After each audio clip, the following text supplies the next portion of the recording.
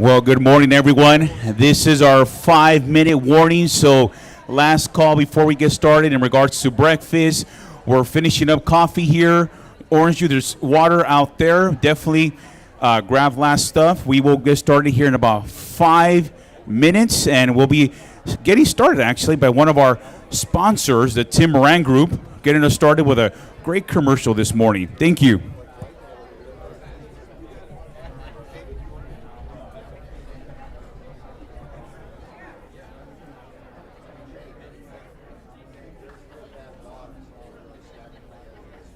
Hi, I'm Tim Moran, the new owner of the Tim Moran Auto Group.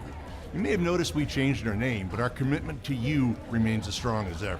We're proud to continue the great traditions that you've come to expect over the last 60 years, promising unparalleled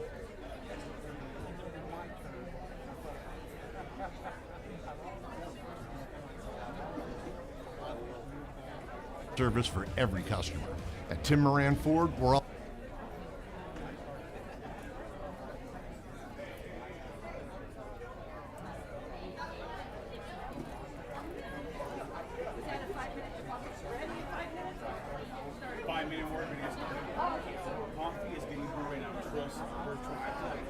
Hi, I'm Tim Moran, the new owner of the Tim Moran Auto Group. You may have noticed we changed our name, but our commitment to you remains as strong as ever. We're proud to continue the great traditions that you've come to expect over the last 60 years, promising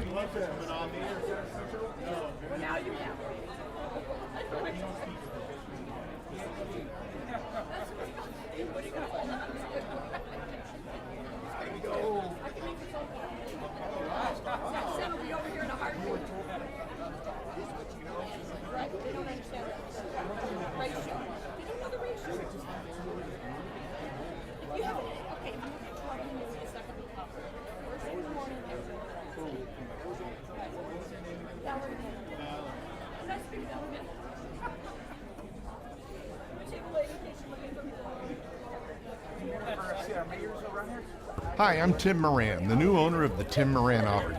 You may have noticed we changed our name, but our commitment to you remains as strong as ever. We're proud to continue the great traditions that you've come to expect over the last 60 years, promising unparalleled service for every customer. At Tim Moran Ford, we're all about blending tradition and innovation with our dedicated team. We're here to meet all of your automotive needs. Experience a new chapter of automotive care with us. Tim Moran Ford. Did you shake Heidi's hand? No. Shake Heidi's hand. All the way. Oh, we warmed them up there. I told them that they go say something.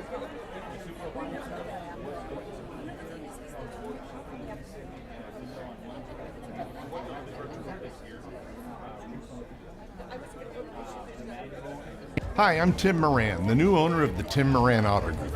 You may have noticed we changed.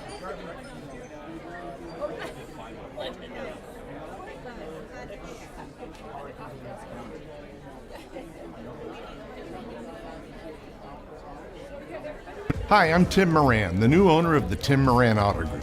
You may have noticed we changed our name, but our commitment to you remains as strong as ever. We're proud to continue the great traditions that you've come to expect over the last 60 years, promising unparalleled service for every customer. At Tim Moran Ford, we're all about blending tradition and innovation with our dedicated team. We're here to meet all of your automotive needs. Experience a new chapter of automotive care with us. Tim Moran Ford. Remember, when others can't, Tim Moran can. Hi, I'm Tim.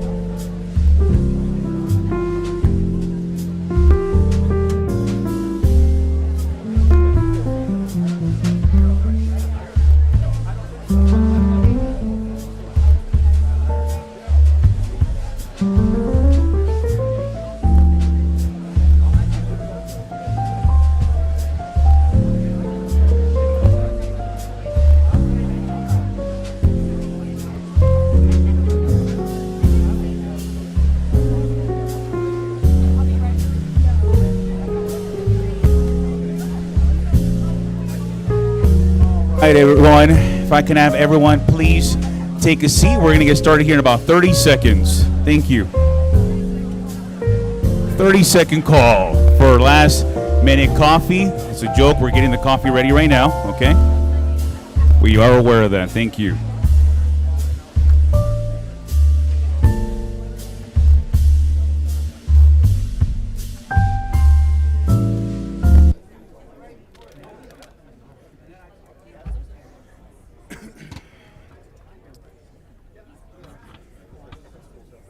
All right. Well, good morning, everyone. Good morning. Thank you for being here bright and early in the beautiful city of Hemet. It is with great pleasure that I welcome you all to the inaugural Hemet Regional Economic Summit.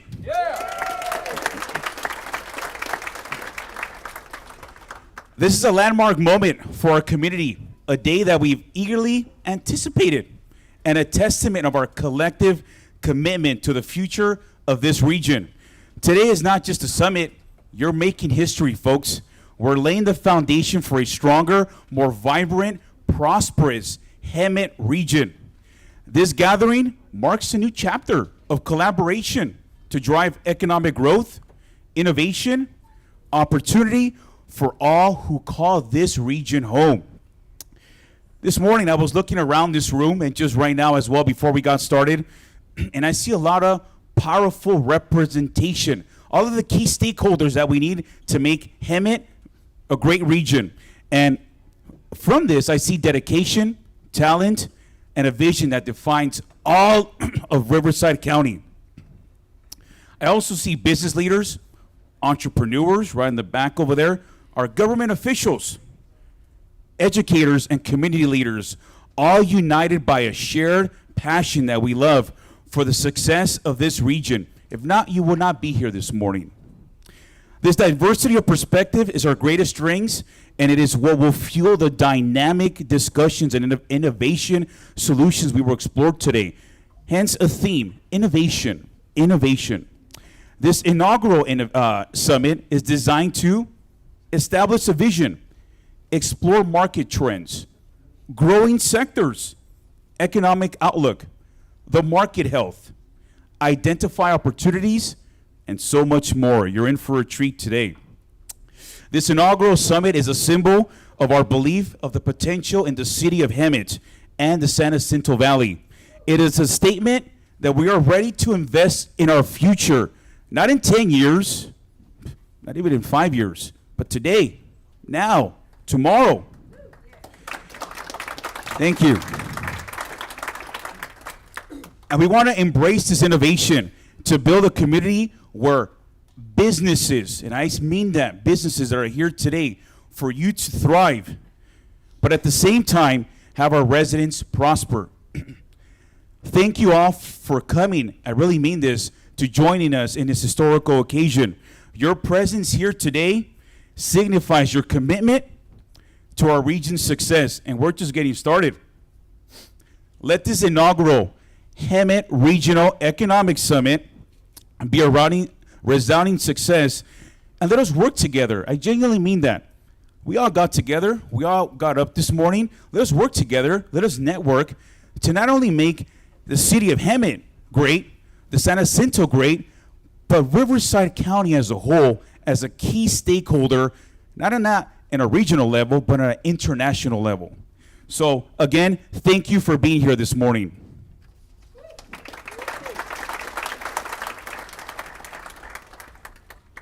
Perfect. Now, before we get started with the presentations of colors, I have the pleasure and honor to introduce our Hemet City Council. So if I may ask our mayor of the city of Hemet, Jacqueline Peterson, to please rise. A round of applause.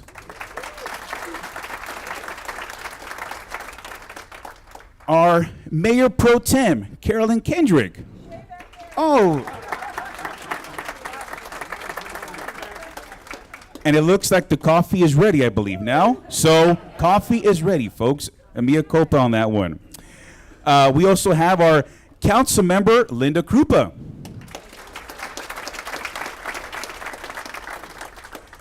Council member Joe Miles.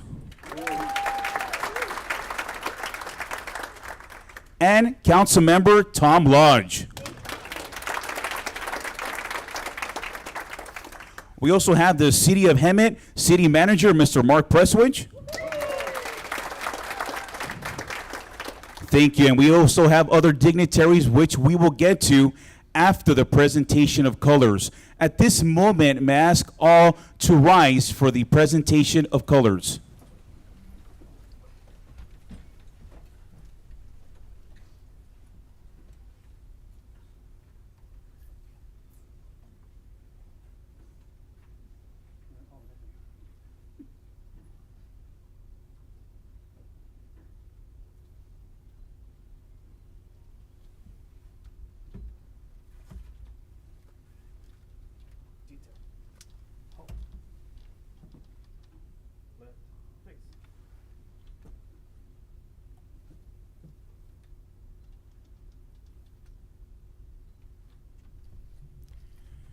Please remain standing.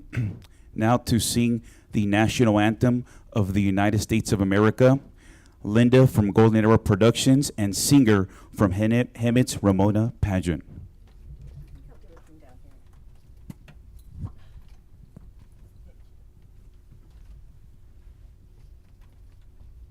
Thank you. Oh, say, can you see by the dawn's early light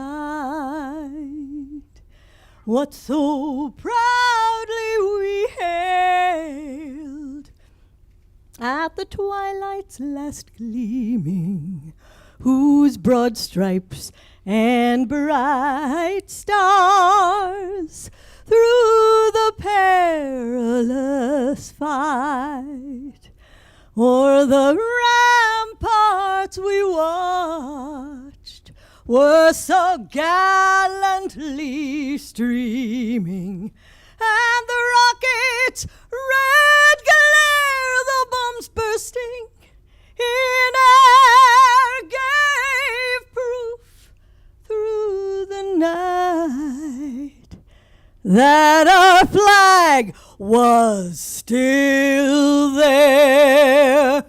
Oh, say does that star-spangled banner yet wave o'er the land of the free?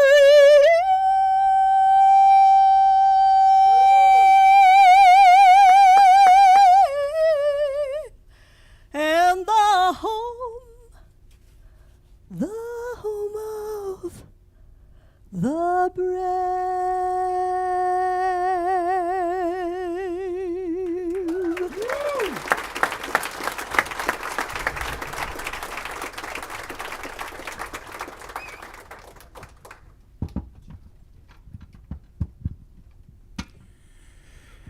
Please remain standing for the Pledge of Allegiance by our Hemet City Mayor, Jackie Peterson.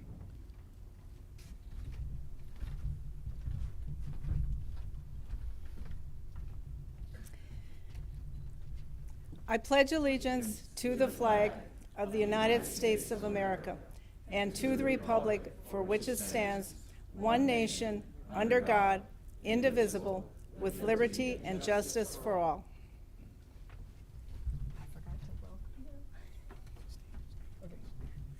Thank you. You may please remain standing. Thank you.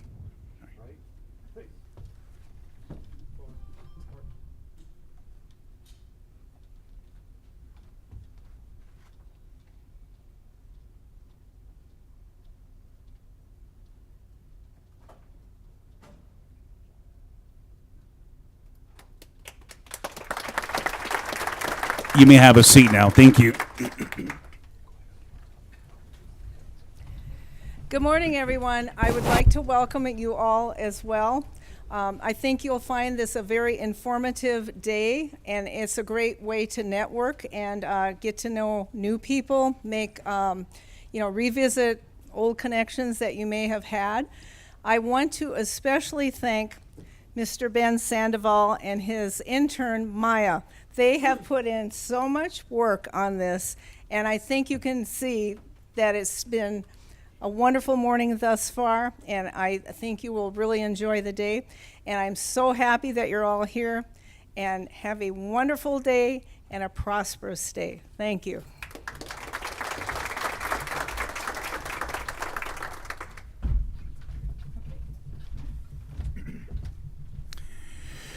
Fantastic. And also to give us a introductory on the city of Hemet, Hemet City Manager, Mr. Mark Presswich.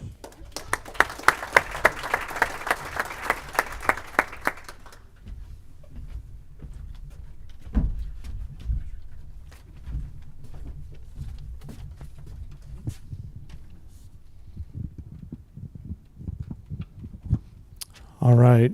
Good morning and welcome to the City of Hemet's inaugural Regional Economic Summit.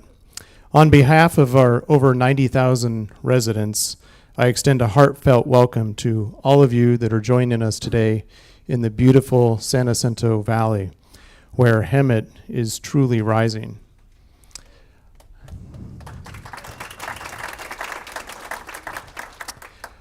Under the strong and steady leadership of the City Council, we've seen remarkable growth and fiscal responsibility, with general fund reserves surpassing $73 million this past June, a record high. This financial strength has enabled us to significantly invest in our community. Over the past 2 years, we've invested more than $24 million into our street maintenance. That's in addition to the $50 million that Caltrans is investing on Highway 74 down Florida Avenue. That includes the recent repaving of our Hemet Auto Mall, where we have a brand new selection of vehicles, and we're grateful for the title sponsorship of Tim Moran today. The investments don't stop there. Our new skate park is attracting visitors from around the region, and we are very excited to announce the inaugural Hemet AM 2025. This is a skateboard tournament that will begin and cover the weekend of May 23rd through the 25th. This includes an $11,000 purse, and we hope you will join us there. We're also excited about the upcoming grand opening of Vallarta Supermarket next week. And 2 new warehouses are preparing to open their doors, actively recruiting employees. These developments create valuable job opportunities for our residents. Our housing market remains robust, offering a variety of homes to suit different preferences, all set against the backdrop of our stunning mountain views. These attributes position Hemet as an attractive destination for investment and growth. Today's summit brings together industry experts, local businesses, and community leaders to discuss the region's economic landscape. We are grateful for your decision to join us today as we collaborate to shape a prosperous future for Hemet and the surrounding region. Thank you for being here, and we look forward to a morning of insightful discussions and fruitful partnerships. It's now my pleasure to introduce to you, on behalf of Supervisor Ixchian Gutierrez, who was unable to be here today, Ricky Mahia. He is a project coordinator for Supervisor Gutierrez.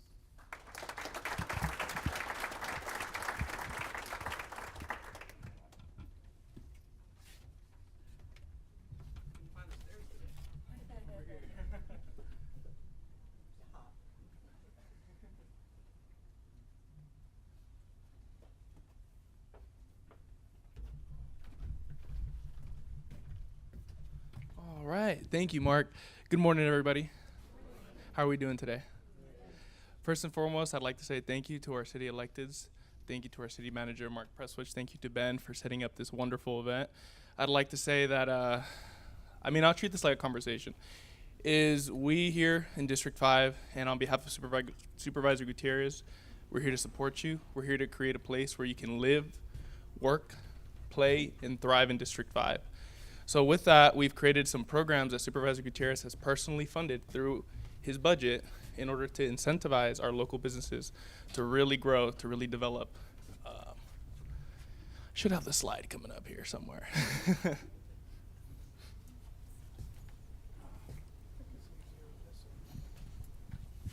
And then we can just go ahead and skip this part. Sweet.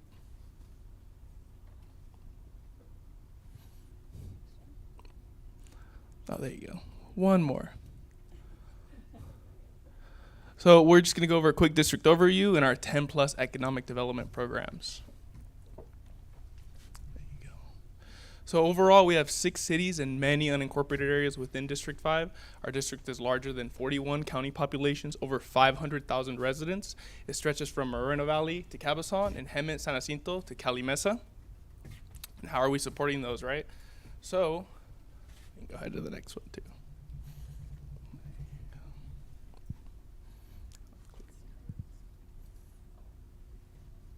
So we'll start with our hire programs. I'd like to personally thank Heidi Marshall and Jason Tang. They're really the people that really support these programs.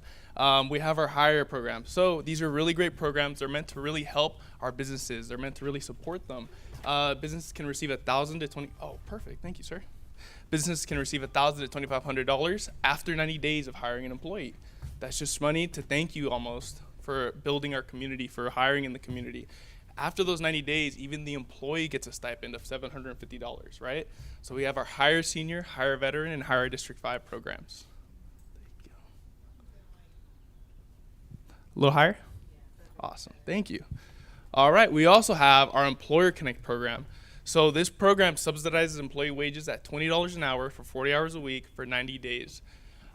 Basically what this does is at the end of those 90 days, you get reimbursed for the wages of that employee up to $20 an hour. Really great program.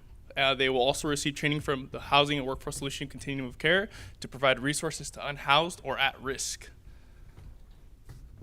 So apart from that, we also have some really good business development programs that really support our youth in the community. We have our Youth Community Corps that helps youth from ages 18 to 26 gain experience in our district's public sector, whether that be city, local government, water agencies, the county, things like that. They're going to work at a government agency with wages covered for 90 days completely by the county. So they don't take any costs out of pocket. We cover that for them. Apart from that, we also have our youth employment programs. It helps youth from ages 16 to 24 gain experience in our district's private sector.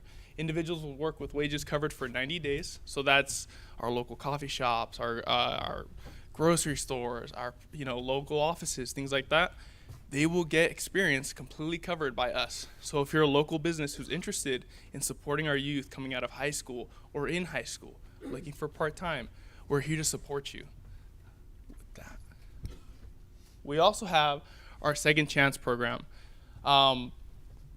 Supervisor Gutierrez is very motivated to help our justice impacted youth. And what this does is it helps justice impacted individuals ages 16 to 24 access resources to reintegrate into society. Apart from that, it also covers their wages for the businesses for 90 days also. And this is really just a stepping stone to help them get back on their feet.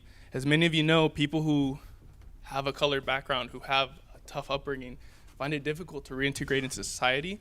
And we're here as a county to help them, to really support them. Also, thank you to Fire Chief Erisel. I don't know if he's here today, but this program is directly administered through Fire Station 4, and youth from ages 16 to 24 interested in becoming firefighters develop their careers through training, career counseling, and networking. Participants will work for 8 weeks at $20 an hour for 20 hours a week. We also have our Homeless to Work, just another great program. It's for the pass area. Participants will work on beautification in the service area for 20 hours a week for $20 an hour. And this is really meant for our homeless and unhoused community to get back on their feet. Those who are looking for change and are ready to change their lives, we are there to help them, to provide support, to get them back up on their feet. And really that first stepping stone is just being, able to earn a livable wage. So this is a little off track, but I figured I'd bring it up considering, we have a lot of people who might not know about this program. So we have our exciting song camp program. Does anyone know who Andy Vargas is? There you go. Does anyone know who Carlos Santana is? Oh, there you go. Andy Vargas is the lead singer of the band Santana. Maria, I can't sing it that well, but so what we're doing basically is we're completely sponsoring this song music program. It's a song music production, a writing course. They also get experience in all sorts of sectors within music, within the entertainment industry. It's directly led by Andy Vargas himself. He has industry experts that work with him. It's 2 days on weekends, 2 times a month for 3 months, right? You get shuttling to and from, and these youth get a lot of experience. Our first cohort just ended. We're looking for applicants for our second cohort. So if you know any youth who are interested, please reach out to us. We're more than happy to help them get signed up. Awesome. Apart from that, I'm talking a lot about homeowners or economic development, helping our businesses. Ultimately, our goal is to really help our communities grow, right? Really bring in the idea that Hemet is the place for you to come, live, work, and thrive, right? We have our first-time homebuyers program. We're gonna bring in people to work, but we're also gonna give them a place to stay. So what this does is we provide a maximum of 20% of the purchase price for a down payment up to $100,000. This gives you that edge for people who maybe might not have the money for a down payment, but they can make that monthly payment, right? Sometimes people can't afford that down payment, but they can make the rent. So we're here to give them that little edge to help them out. After 15 years, it technically is a silent mortgage. That loan is forgiven. The homeowner pays nothing. We're here to help them.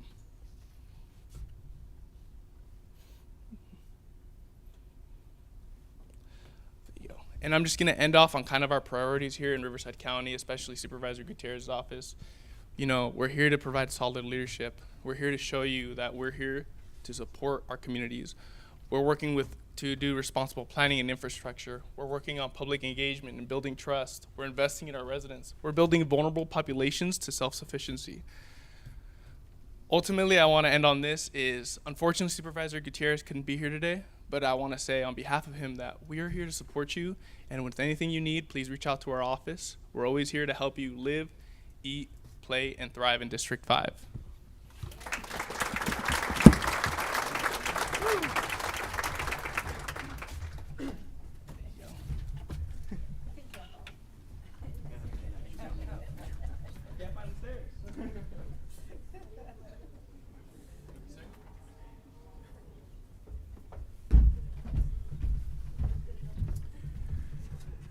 Wow, well, great speakers this morning. I already feel like I could run a marathon this morning, all the great stuff happening here.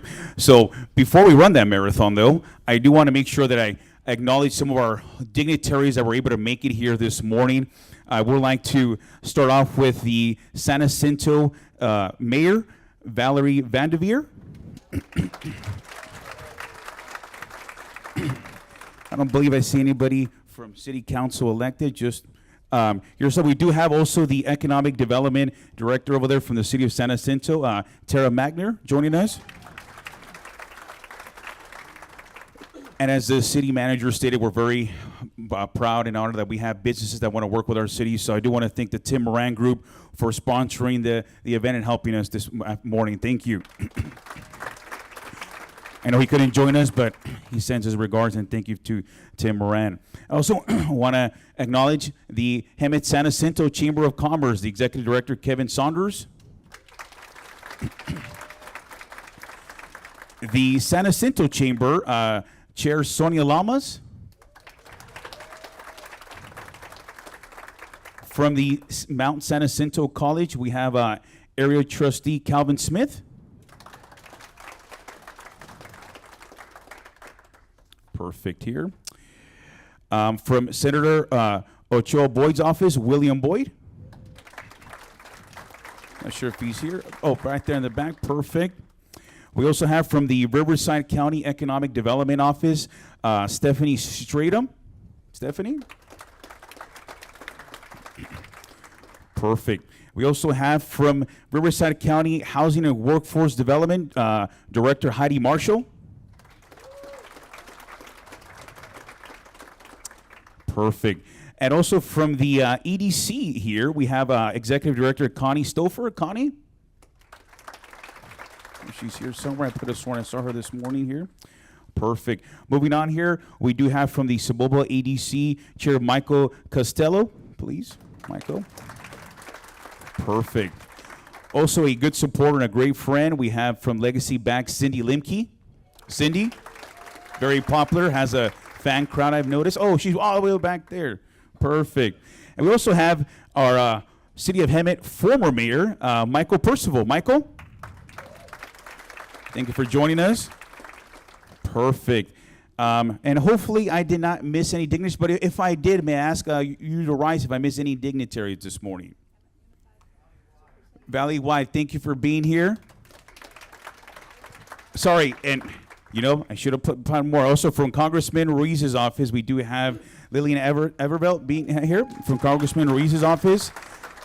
We also did mention that we have Supervisor Gutierrez here, and also very excited to, we've done a lot of work with them in the recent past, and things are looking good. As I say, you plant the seed to see the tree grow, and I think we're going to see that soon here.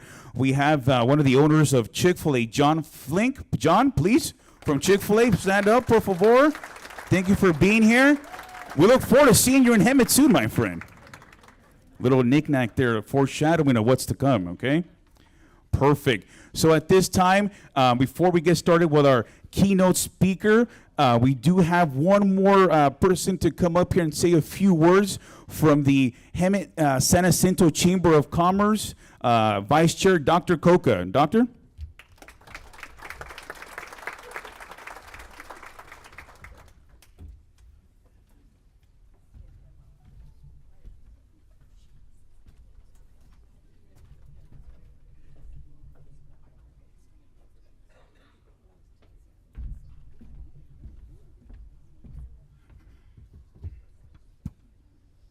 I didn't think Ben was that tall, but. Good morning. Well, I guess I don't have to bug you guys about it, so you guys did say it well. Happy Thursday, everyone, and welcome to the beautiful Hemet and San Jacinto Valley. Honorable Mayor, Council members, Sababa Tribal Council, Economic Development, our awesome City Manager. I got to recognize Ben, our Economic Development Director, for this awesome summit. Congratulations ahead of time. Our city staff, our police chief, fire chief, all the dignitaries that are here, and most importantly, our guests that are here from out of town, and also our Chamber of Commerce leadership. Our chairwoman, Patricia, is here, and many of our board members are here. Ladies and gentlemen, I'm Koka Lakshman. I'm the CEO of SJ Medical, Dr. Koka and Associates, and also the newly formed Resilience Center for Mental Wellness, which is a service that's direly needed in this community, so we ended up starting it ourselves. I also have the honor and the privilege of being the vice chairman of our Hemet San Jacinto Chamber of Commerce, home of about 500 businesses in this valley. The city has been incredible supporting us. Almost feel like we're getting a new life again. Every month, the city leadership actually visits businesses in this valley. Just so you know, we may be a small town, but we do some big things. And I know Patricia, Ken, and some of our other board members join the business meetings when they actually go cold call. So when was the last time you heard about the city council, mayor, or the city manager, the economic development directors going and meeting up with businesses, knocking on doors and introducing themselves? I think that's a wonderful thing, which is why I feel like this is a perfect time for this summit, because I strongly feel Hemet is on the move, and it's moving in the proper direction. And let's give the leadership a nice round of applause.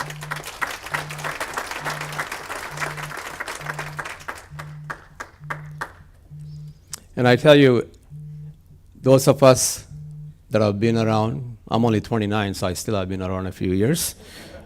Don't laugh, guys. You guys laugh like my kids do. What a difference proper leadership makes. Whether it's a small business or a large business or a city, having the right people leading us, and then it's important to hire the right people.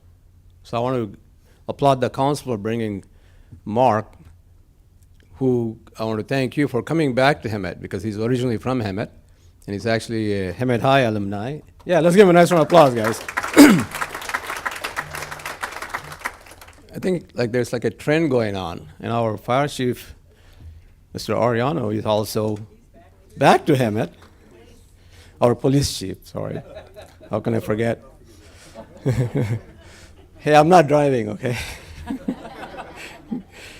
I think it does make a difference when you bring these folks in. And if you look at, even if you look at the businesses that are coming into this town, and I was day before yesterday, I was with Lillian Congressman Dr. Ruiz, and we were talking about some things, and I was looking up the unemployment rates, and day and night difference.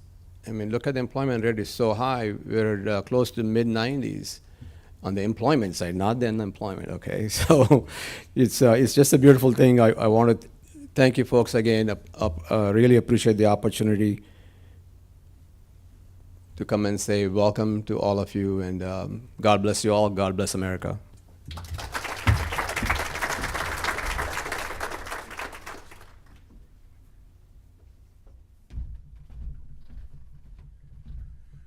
All right, everyone. So thank you for holding there tight. We're very fortunate in the city of Hemet to have great representation, partnership, and collaboration. So without further ado, we're entering our main event. This is the big portion we all been waiting for, and it is an honor to be able to introduce a person that I've been working with very closely here the past year. I would like to introduce Dr. McDonald, an educator. Oh, I'm sorry, I was going to read his bio, but go right ahead. Come on here, Dr. McDonald. Yes, jumped ahead of myself there. Dr. McDonald is an educator, researcher, and a consultant with over a decade of experience in academic and applied research. He is the professor and chair of the economics department at California State University, and is a consultant to local nonprofits and governments and the use of data in economic and policy decision making via Inland Empire Dynamic Insights. He has published in academic journals and is in the fields of labor economics, economic history, and consumer economics. He writes a free weekly newsletter, which I actually get. You want to subscribe, some good information on that, on Subtract titled, under Subtract titled Inland Empire Economic Intelligence. He lives in Redlands with his wife and 8-year-old daughter. It is my pleasure to introduce the economics chair for Cal State San Bernardino, Professor Daniel McDonald. Professor?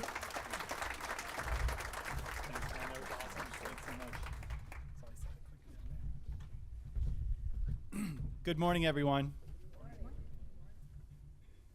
Is this?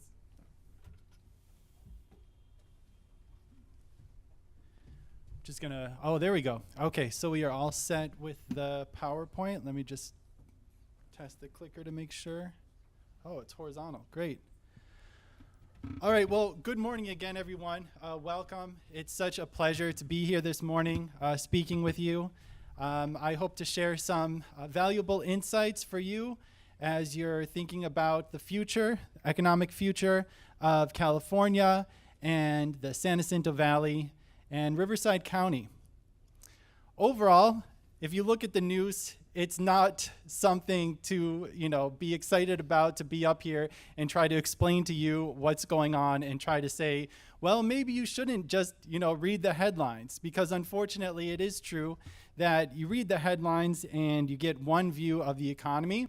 But when you look at the fundamentals, when you look at how things have gone over the past few years, we are on a solid foundation. And it's just very important as we go through the slides and as I'm presenting all this data to you to realize that we're doing okay. It's not like the world is going to end next month or anything like that. All right. So it's something that you just have to be reminded of, that when you look around the room, right, and you see these are the people, right? These are the people. We are the economy. We are the people who are going to drive the future of the region. And that's the most important thing, right? Looking around the room, asking your neighbor, how can I help you? That's how things get done, right? That's how work gets done. And it's so important to keep that in our minds, right? Remind ourselves that we're the economy, right? And that we have a control over how things are going to develop in the future. And so as I'm presenting the US outlook, the California and Riverside outlook, and then giving you some insights into the San Jacinto Valley, I want you to keep that in mind. Okay, so as we start with the US outlook, we're on a solid pace, right? So as I mentioned before, you look at the headlines and you might see some scary words like recession or trade war, but when you look at the economic history of the US, and I'll get to the region in a little bit later, we've got solid GDP growth numbers, right? We've got low unemployment. We've got high labor force participation. There are some risks in the economy right now related to inflation and what that can inform about interest rates, but overall, the economy is looking pretty good for 2025. Like I said, there could be some rocky developments, but I'll talk about that and just talk about the exact ways in which those rocky developments might unfold. Okay, so US GDP growth. We've got the quarter 4 2024 print. It's the second revision of the statistic. We're at 2.3% growth for quarter 4 of 2024. This is around where we've been at for the last couple of years, around 2.5% to 3%. We had some negative growth back in early 2022, but that was offset by positive growth later in that year and in 2023. So US real GDP growth is looking very good. Labor force participation rates, that's the green line that's headed up on that graph. We've seen an increase since 2021. We've seen some leveling off in recent months, but if you look at those labor force participation rates, the green line, they're above where they were back in December 2019. So basically back to where we were prior to the pandemic, which is the baseline just, for a lot of these conversations. Have we gotten back? Have we recovered from the pandemic? And in terms of labor force participation, we absolutely have. In terms of the unemployment rate, we absolutely have. So the purple line there is the unemployment rate. And as you can see, we're hovering right a little above 4% right now, nationally. Right? That's a very good statistic, right? And you can see there hasn't been much change in that over the last year or two. So we've hovered around 3.5% to 4% unemployment rates for a good amount of time now. This is nationally. It doesn't look that much different in California, as we'll see in a little bit. However, there are some risks, right? And one of the biggest ones that I think we've all been dealing with is inflation. And the reason why inflation hits us, right, is not just when we go to the grocery store and we're, paying more for eggs or whatever groceries that we buy, right? We're trying to buy a new car, but it also matters for interest rates, right? Because interest rates have remained high, and interest rates are connected to inflation, as we'll talk about. So the fact that we've got this high inflation, high interest rates, this remains a risky environment for us going forward, okay? So what you see here is basically what we're looking at is the difference between the federal funds rate, which is the interest rate that the Fed controls, and interest rates on the 30-year mortgage, right? And those have remained stubbornly high, right? They've been high now for the last few months, even as the Fed started to cut interest rates. So what's going on here? And Ben likes to call me the professor. He kind of kids with me a little bit. It's true, right? I'm part of the ivory tower, right? I sit back, I teach my students econometrics, right? All this fancy techniques, and so it's true. I'm a professor. I'm going to lean into it a little bit though today, okay? So I'm taking you back to school, all right? But it's not Econ 101. You've heard that phrase before, right? Oh, Econ 101, supply and demand. No, today it's Econ 201, all right? So I'm taking you back to school, but I'm going to level up your economic knowledge, okay? Econ 201. And what does Econ 201 say? Econ 201 says that the Fed doesn't control interest rates, okay? And surprise, that was a surprise even to me, right? When I was reading economics textbooks back when I was a student 15, 20 years ago, that's what I learned, right? The Fed controls interest rates. If the Fed starts to cut interest rates, as it did back in September 2024, that means mortgage rates are going to start to go down, right? No, unfortunately, that hasn't happened. So why? If the Fed is controlling interest rates and it can cut interest rates and try to help out the housing market, why is that not happening now? Because other things affect the interest rate. It's not just the Fed these days. Inflation plays a role, right? If I'm going to lend you some money, right, and I expect to get that money back in a year from now, well, if inflation is going to erode the purchasing power of that money, I better make sure that I charge you an interest rate, right? I've got to make some money, so I'm going to charge you an interest rate. Well, if I expect inflation to go up, I'm not going to charge you a lower interest rate. I'm not going to make any money, right? So interest rates are controlled by broader factors in the economy. It's not just the Fed. And we're not going to see relief on the interest rate front until we start to see some expectations that, maybe the economy is slowing down a little bit, the inflation starts to cool down. Maybe we get some signs that demand for debt is not there anymore, and we're going to start to maybe see at that point.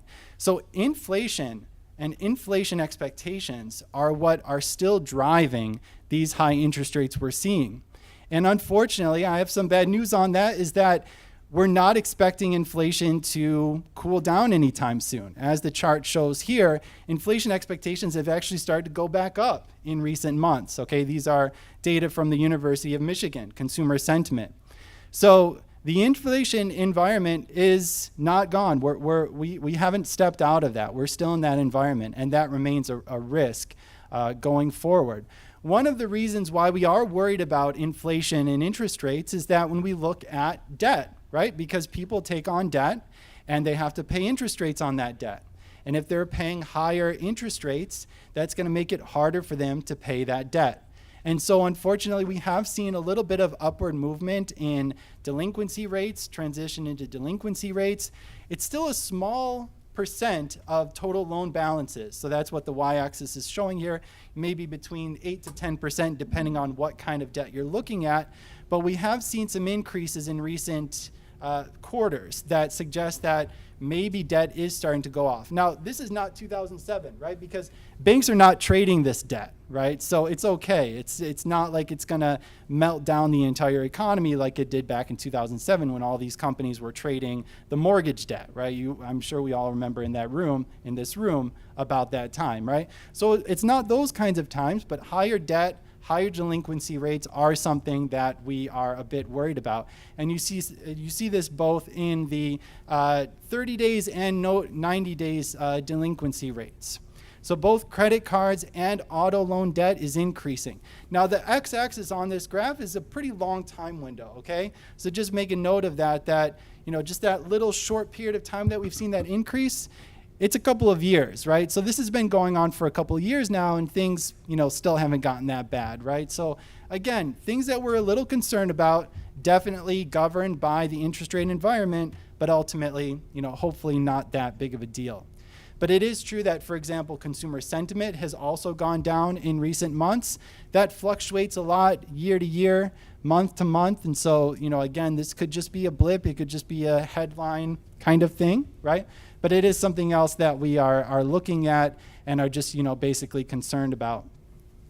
I had a section in here, I was going to talk about AI and working from home, but I noticed that our panelists are up at the round table later today. They're going to be talking a lot about AI, and so I don't want to talk about it too much, but just a few quick thoughts on work from home.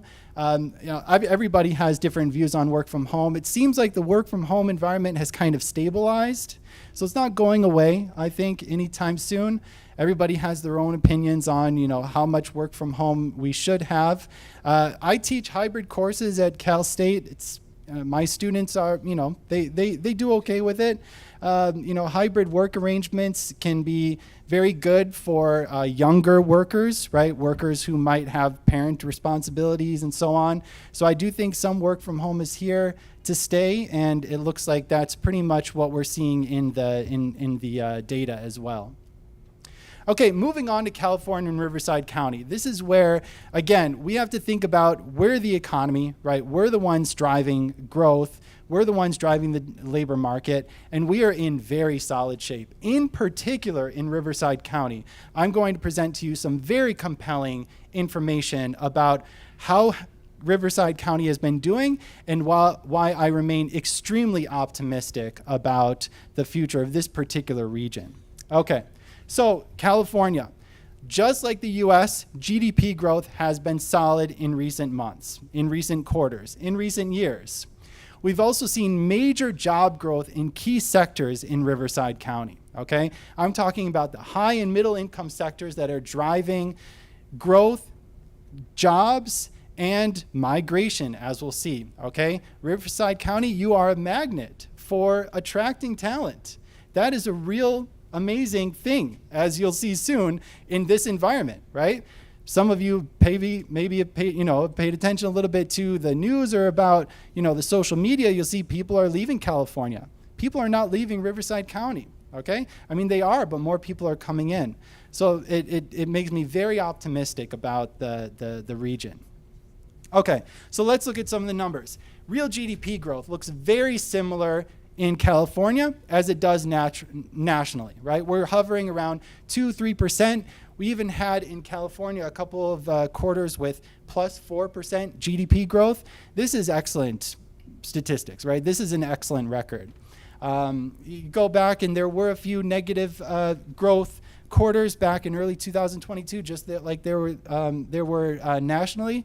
But since then, we've more than made up for it, right? So growth is on a solid track. We are growing, and we are, as an economy, as a statewide economy, we're doing very well. Unemployment rates have also remained very low. Okay, they're a little bit above what they are nationally. Okay, nationally we have around 4% in California and in the Inland Empire and Riverside County we're looking more closer to 5%, but these are still very low unemployment rates. When you look at the kind of the broad scheme of things, they're very low, historically speaking. Another way that we look at unemployment is by looking at new unemployment insurance claims. So basically, if you lose your job, you can apply for unemployment insurance. And these claims have barely moved at all over the past couple of years. So this is our most kind of up-to-date information that we have that shows that at least as of February of this year, there isn't any kind of labor market Armageddon or collapse, right? Riverside County remains a very strong, very vibrant labor market where you can find work very easily, and the statistics absolutely show that. One of the big things that I think you should take away home and that we've really been proud of in Riverside County is job growth. So when you look over the past 5 years, Riverside County has grown close to 80,000 new jobs, okay? That's like 16,000 jobs per year, right? Across a broad range of sectors, okay? So we've seen increases in jobs in both the public and private sector. We've seen increases in jobs in everywhere from trade, transportation, utilities, so that's logistics, all the way to education and health and social services has been actually the main leader of job growth in the county at close to 30,000 jobs, right? So that's close to half of the total amount of job growth has happened in this one particular sector. And in general, we've seen growth across a broad range of industries, right? Local government has increased. There's a lot of talk in the news these days about the federal government, but local government has been doing very well. Local government jobs are up 8,000 over the last 5 years. So they've seen a very impressive growth, and it's one of the reasons why we are very bullish, right? These numbers, close to 80,000 new jobs created in the last 5 years. This is ranking in the top counties, right, in California. And when you look at us compared to other Southern California counties, we're looking even better, like number 1 or number 2. So it's really an amazing testament of, just the dynamism and the vibrancy of Riverside County's economy. When we look at some of those other rankings. So I love talking about how we compare, some of these rankings. Out of counties with over 100,000 jobs, Riverside County, number 3 in job growth, right, in Q3 of 2023. And we're behind just Sacramento and Fresno. So if you do the math there, that makes us the leader in Southern California, right? Those are Central or Northern California counties. Riverside County's population growth was 4.3% between 20 to 25. So that's 4.3% annually, right? This is 7th largest in the state, and it's one of only 15 counties in the state to experience growth. Okay, like I was saying earlier, a lot of people have been leaving California, right? They're going for all sorts of reasons, economic, social, health, right? Climate, cost of living, politics, right? All sorts of reasons why people have been leaving California, right? But not Riverside County. It's one of only 15 counties out of 58 that have experienced growth, and it's the highest growth rate among bigger counties. Okay, so when you look at counties above 1 million people, Riverside County is number one. And then again, when you look at those jobs, right, those jobs that have been created, we're the 10th largest. Riverside County has the 10th largest increase in education and health services employment, and this is first largest among counties that employ at least 100,000 people in this sector. So I think we should really give ourselves a round of applause for that. That's really an amazing feat, right? That shows that we are the destination for a very important industry, right? And the future of our workforce, right? These are good paying jobs. They don't necessarily require high rates of education, and we are leading, right, in these kinds of jobs. So that's just really great. Again, though, just like at national, you have the risks with interest rates. Those risks exist at the state and county level as well, right? Here it's going to hit a little closer to home because we're talking about housing affordability now, right? We're talking about interest rates. We're not just talking about what is the Fed going to do.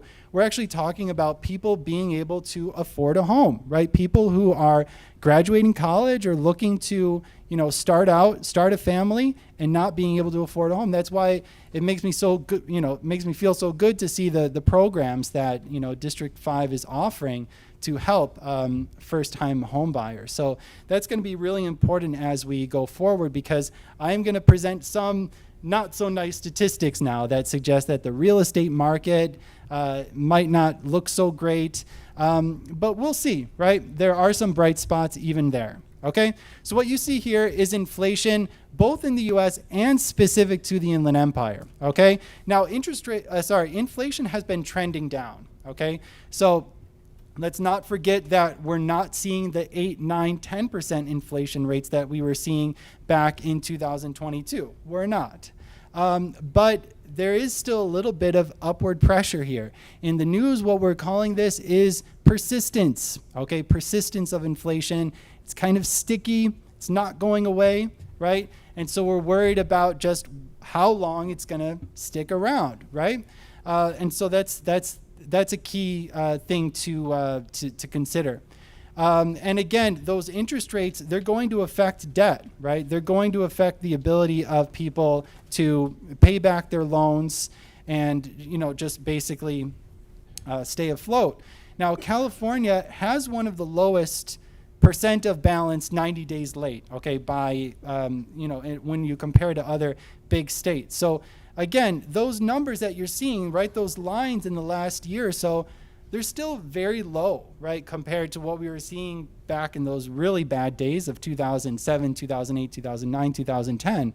These are still very low rates, but what we're worried about again is that little bit of that increase, right? You see there's just a little bit of a trending upward, just like with the unemployment rate, there's a little bit of trending upward, right? So is this going to turn into something a little bit bigger? That's a risk, right, going forward. But still, these are low, right? And so we're just talking about them. We're just kind of, getting the ideas out there. Home sales are another key indicator, right? And we don't have those days of, home sales that we had back after the pandemic, 2021, 2022. Home sales dropped in 2023 and 2024. They were already on their way down in 2022, right? But really in 2023 and 2024, we saw this drop in the home sales in San Bernardino, LA, and Riverside County. And by the way, nationally, right? We're not any different than what's been going on nationally.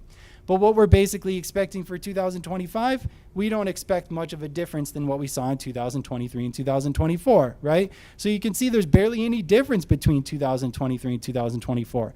What do 2023 and 2024 have in common? Pretty high mortgage rates, right? 4 or 5 plus mortgage rates, 30-year mortgage rates, right? And so If those are still here, we're in March of 2025. I'm going to talk in a second about the interest rate outlook for the rest of 2025. It doesn't look that much better, right? We're going to expect basically another year of this, right? So 2025, you can just put that bar, right next to that purple bar on the right there. We're not really expecting much of a difference. There are going to be some ways, obviously, that we can take care of that. Possibly, work with this, but it's just a fact, right? One of the other measures that we track in addition to home sales is days on market, right? So all the realtors in the room, you know what I'm talking about, right? How long do those listings sit there? Oh yeah, we know, right? And basically what we're looking at is we're looking at all of the listings in an area, and we're looking at the middle. How long does it take from being listed to being sold, right? And that number has been going up. Now, we're not back in those days of, late 2022, early 2023, and there is some cyclicality here, right? Because it's March, right? And again, if you're a realtor, these are the dry months, right?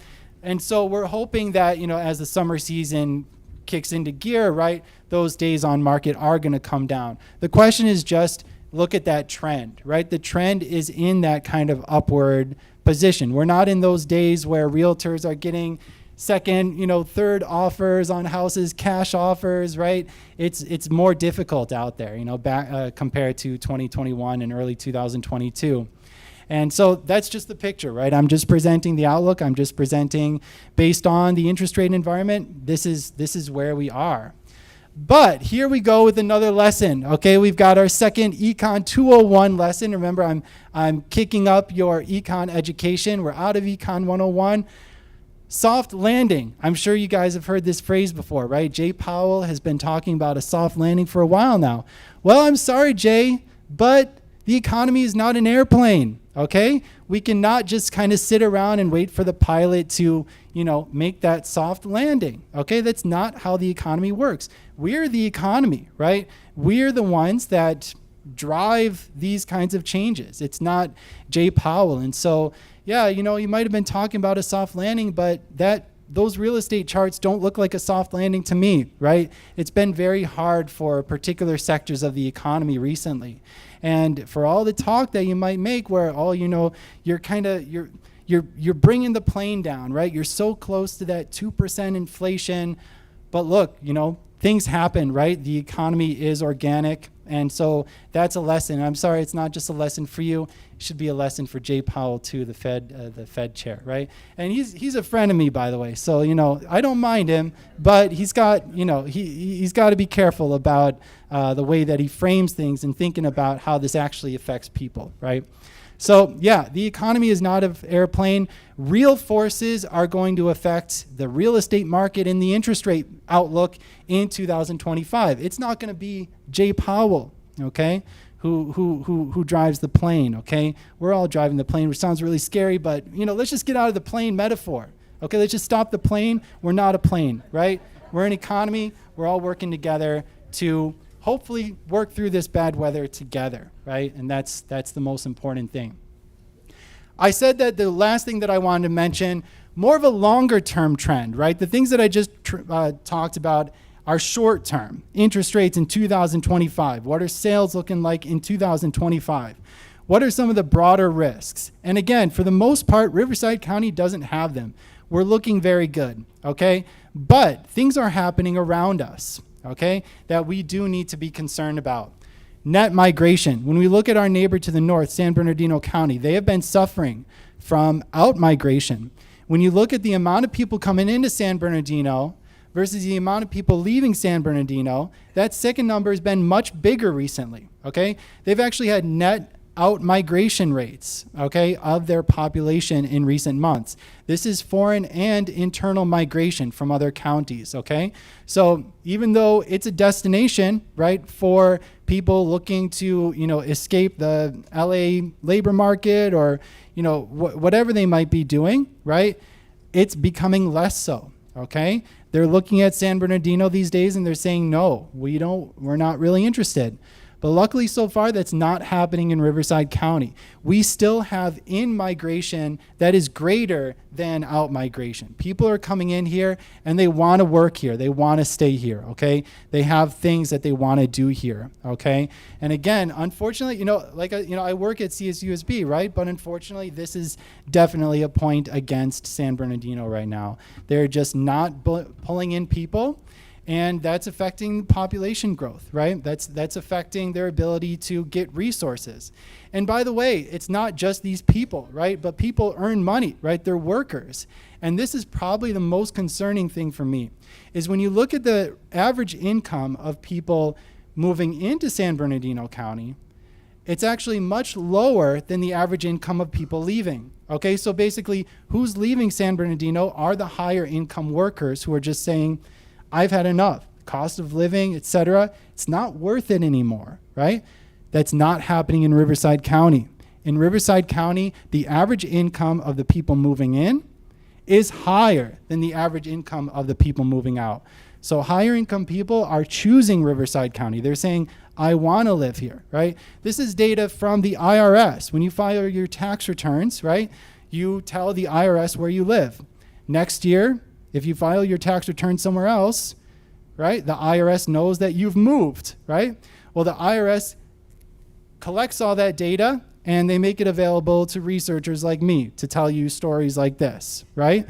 And so that's how I have this information. This is IRS data. It's not a survey done on Truth Social, okay? It's not a survey done on Facebook. This is real data from the IRS administrative records that are telling us the income characteristics of people coming in and people leaving. And the fact is that in Riverside County, the income level of people moving in is higher than the income level of people leaving.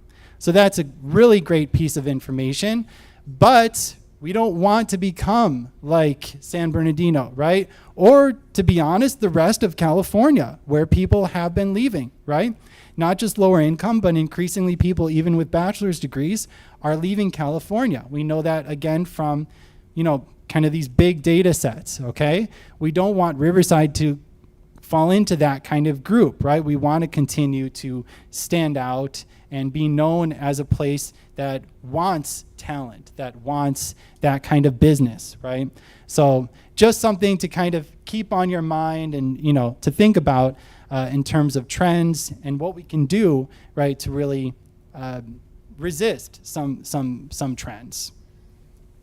Okay, finally, I want to talk about the San Jacinto Valley, because there's a lot of exciting things going on in Hemet and San Jacinto that have already been discussed, right, by people up here. But I want to end with just the economic outlook of this area and why I believe that this area is really is primed for investment, for development, for migration, right? Just like the rest of Riverside County. So at a very high level view, Hemet and San Jacinto have grown tremendously over the past few years. And I don't just mean in terms of population, but I mean in terms of housing, educational attainment. Home ownership rates of the region's residents are up. But that has also come with it an increase in owner and rental costs, right? Because right, as an area gets more attractive, right, it's going to become more costly to live here, right? And even despite the high interest rates, I do think that there are some areas of the valley that are looking very good and definitely primed for growth. So this is your final Econ 201 lesson, okay? There's not going to be any quiz or anything, by the way, maybe for Ben. But aside from that, we've basically, when I think about economic development, we've got capacity, opportunity, and amenities, right? An area like Hemet has to provide the capacity for growth. But that growth is not going to happen unless there's opportunities for the growth to occur, right? And so capacity means you've got your population in order. You've got your educational, you've got your skills of your workforce in order.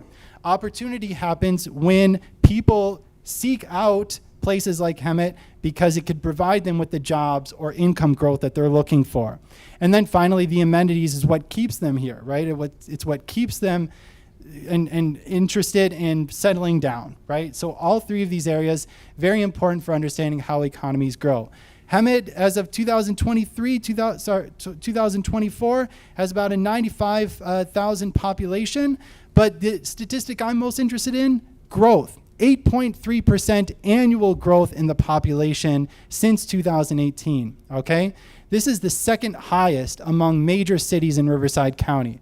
I'm stacking Hemet up right up there with Corona, Eastvale, Lake Elsinore, Menifee, Moreno Valley, and Hemet is number two on population growth.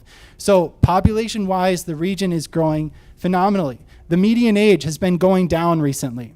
So I was just, having some conversations talking about how the communities around here have changed so much, and the population is actually, the median age is younger by about 1.5 years than it was 5 years ago, okay? So Hemet's population is growing, and we're growing our workforce, right? We're growing the amount of people that are interested in working and in, contributing to the economy in labor market, consumption, all sorts of areas. Skill sets, educational attainment. These might look, when you look at the numbers, right? The percent of Hemet residents with a bachelor's degree has increased from 6.9% in 2018 to 11.9% in 2023. And this still compares, it's a little lower than what it is in Riverside County overall, but that 5 percentage point increase is, again, one of the highest that we've seen out of the big cities in the area, okay? So it's not just about where we are, as everyone in this room knows, right? It's about where we're growing, right? Where we're headed. That's even more important in my opinion. Okay, so what? You're a little lower compared to the Riverside County overall.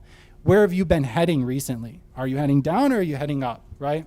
And these numbers are just very uplifting when you think about how the workforce has grown across a variety of skill sets, right? Those with just a high school degree, even that's grown a little bit, right? The decline that we've seen is in the percentage of the population with less than a high school degree.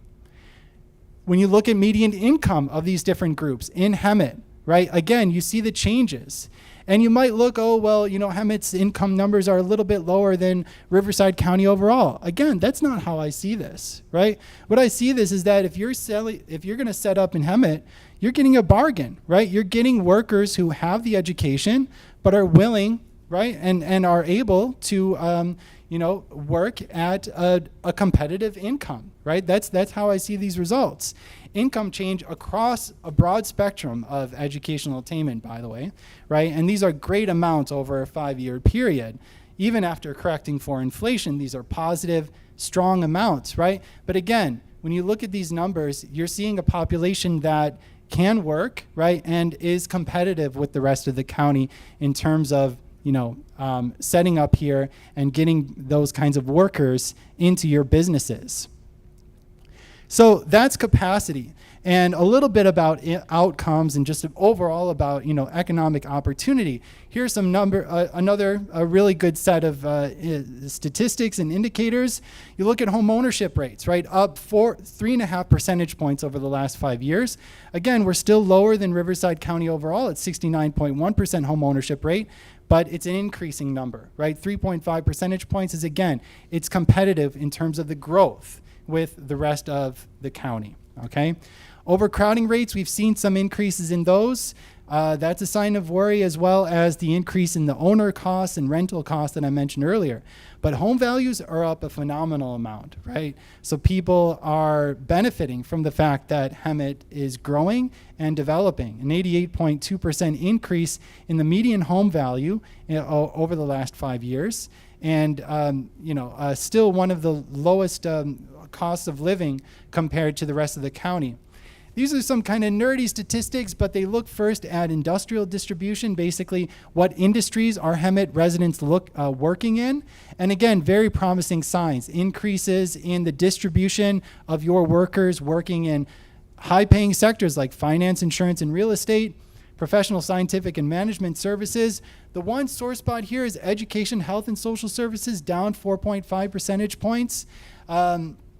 As we talked about earlier, though, this is an area of opportunity for the county, right? Growth in education and health. Let's get Hemet back and investing in those kinds of areas for serving its residents. one of the things that is going to be talked about up here quite a bit is AI, right? AI is a very big deal. It's a big deal for me too. You know, my students are using AI in their classes. I know they're using it. I can see through it. I can read it like a book, right? Question is, though, how are we building a resilient workforce, right?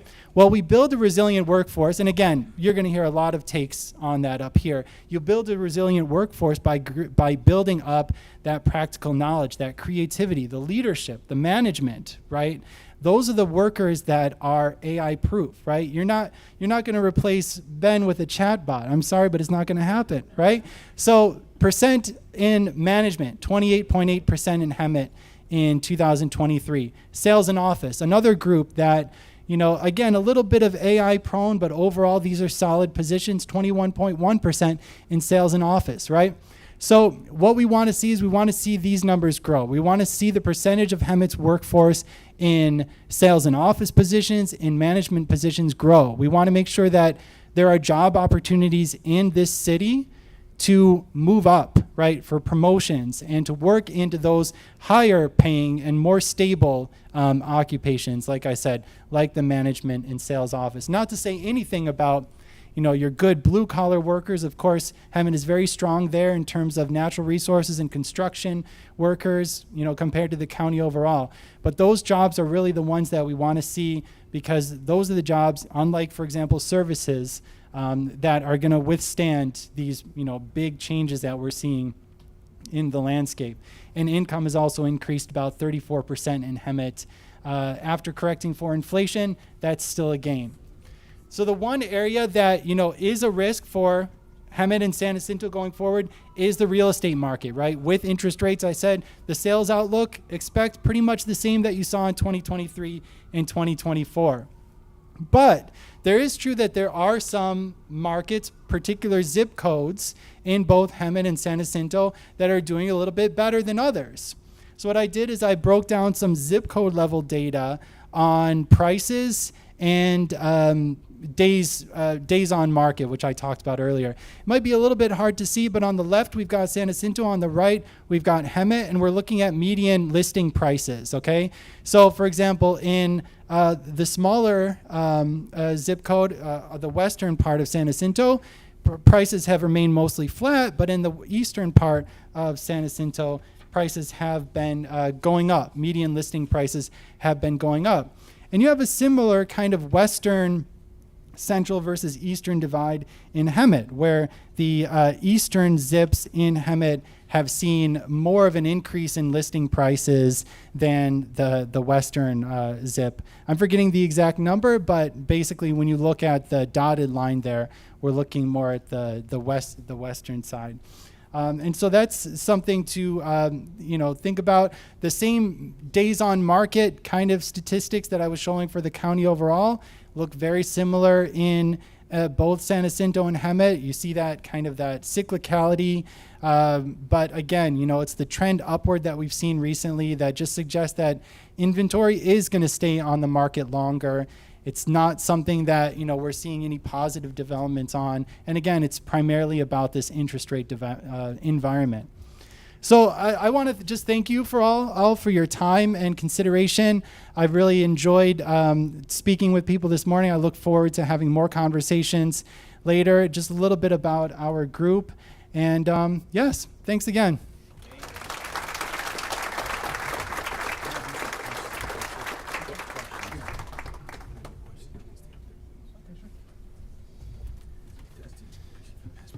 Yeah. Testing. I'm sorry. Yes, we're good. All right, everyone. Another round of applause for Dr. McDonald. What a presentation. I believe he has some openings for next semester, Professor. I might have to jump in on 301 now. Yeah, not too many, but I'll admit a few. Yeah. All righty. Well, at this time, we do have about 5 minutes. This will be a good time for anybody who would like to use the restroom, grab some more. Hopefully there's still coffee and water, but we're opening it up for Q&A. Does anybody have any questions for Dr. McDonald, Professor McDonald? This will be the time. So please raise your hand so I can see. Perfect. We got a question. I have enough time maybe for about 5 questions. I'll come right back to you here. If you can just state your first and last name and what your question is. Hi, my name is Raphael, and I wanted to know would you be able to make those slides available to share with us? Sure, yeah. I think we can work with Ben. He's been putting some of my work on the economic development website at Hemet, and I think he can put the slides on there as well. So absolutely. Okay. Sounds good. Thanks. Thank you. And for everyone that are leaving, just so you're aware, we do have a panel discussion for about 20 minutes, and we will be finishing about at 10:30. So just FYI. Hi, good morning. My name is Sonia Lamas. I'm with the Greater San Jacinto Valley Chamber of Commerce. My question to you is, how do you see the impact of the president's tariff? How do you see that impacting the future construction of projects that are already, pushed forward to the, to beginning of construction, and the projected analysis of budgets and things like that? That's a very good question. So the question is basically, how are these tariffs going to impact projects that are currently going on, right? And how will that impact their time to completion? I haven't spoken with a lot of people like developers who are managing those kinds of supplies and what they're worried about. But I have spoken to a few small business owners, and they are very concerned with just how are they going to pay for these projects, and what does it mean in terms of their consumers? Are they going to be able to afford the products? And so I think that's probably the biggest thing, is affordability.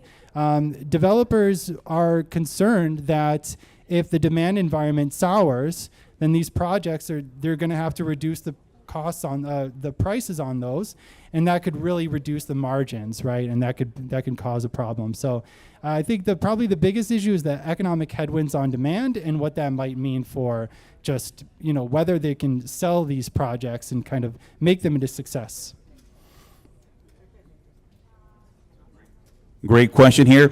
We're going to be getting started here in about 2 minutes. So just FYI, 2 minutes, we'll get the second half, and this will be just a 20-minute conversation. Are there any other questions here? Any other questions? I actually had one for the professor. Yeah. Professor, I think it's a popular question everyone wants to know. Are we ever going to see 2% interest rate in this lifetime, or am I just going to be in a cane when that happens? Yes, unfortunately, I mean, when they did happen, the 2%, right, we hadn't seen something like that in very long, right? So unfortunately, I do think we are in a kind of a higher interest rate environment.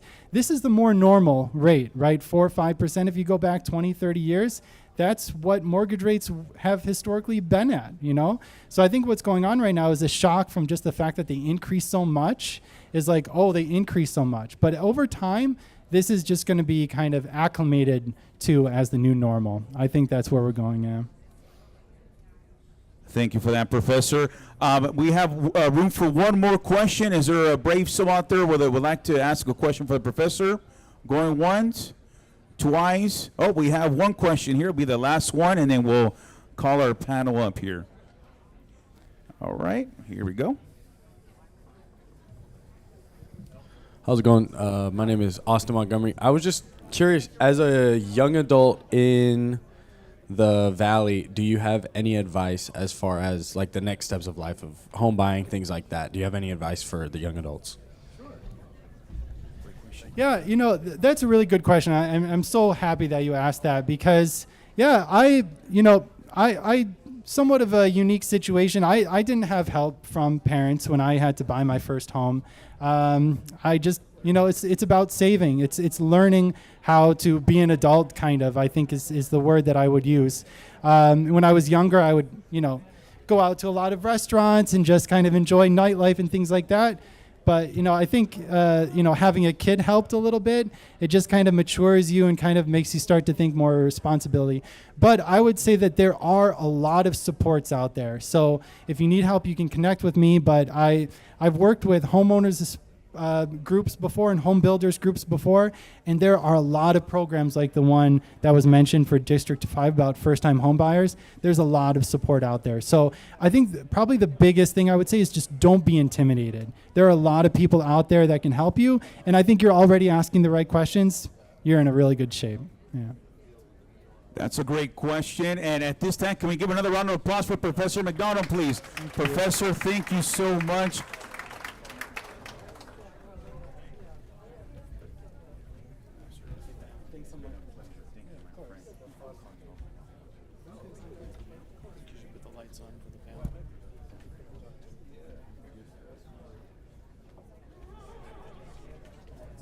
Hi, I'm Tim Moran, the new owner of the Tim Moran Auto Group.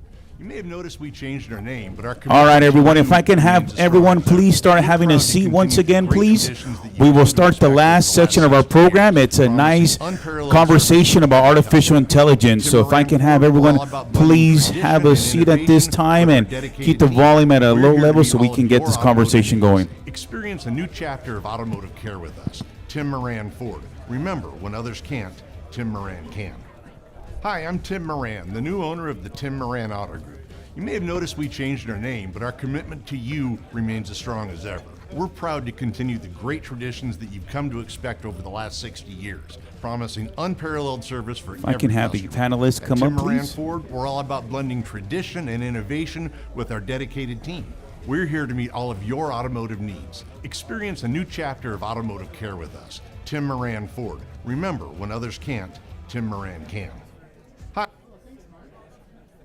All righty, we're about 30 seconds away from getting our panel discussion going. If I can have everyone please have a seat at this time, we're going to get the last portion of our program started.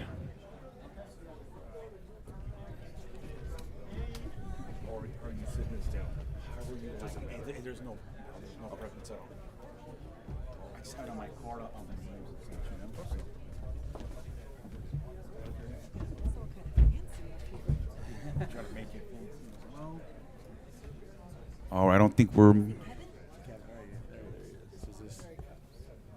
this how we talk? All right, I think we're about there. We're gonna.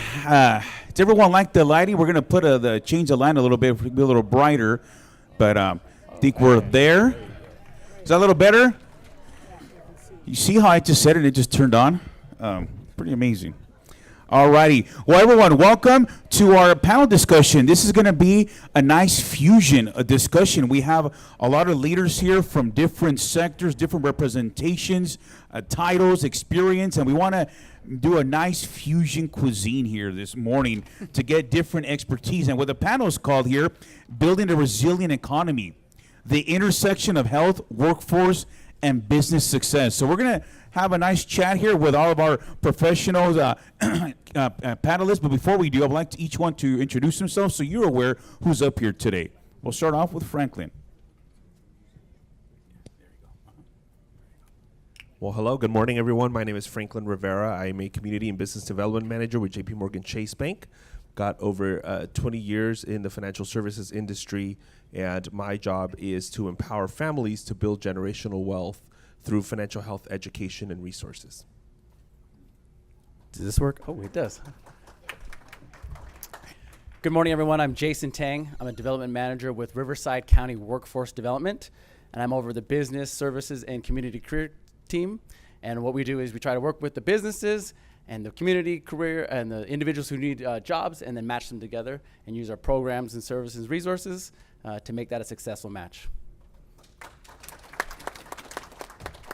I'm Michelle Nashhoff, and I'm president of Electrofab Sales. I've been in the manufacturing industry since age 18, starting as an engineering secretary. I've had my own sales agency representing American manufacturers for the last 30 years, and I've written 3 books on manufacturing in the last 15 years, the latest one being Rebuild Manufacturing, the Key to American Prosperity.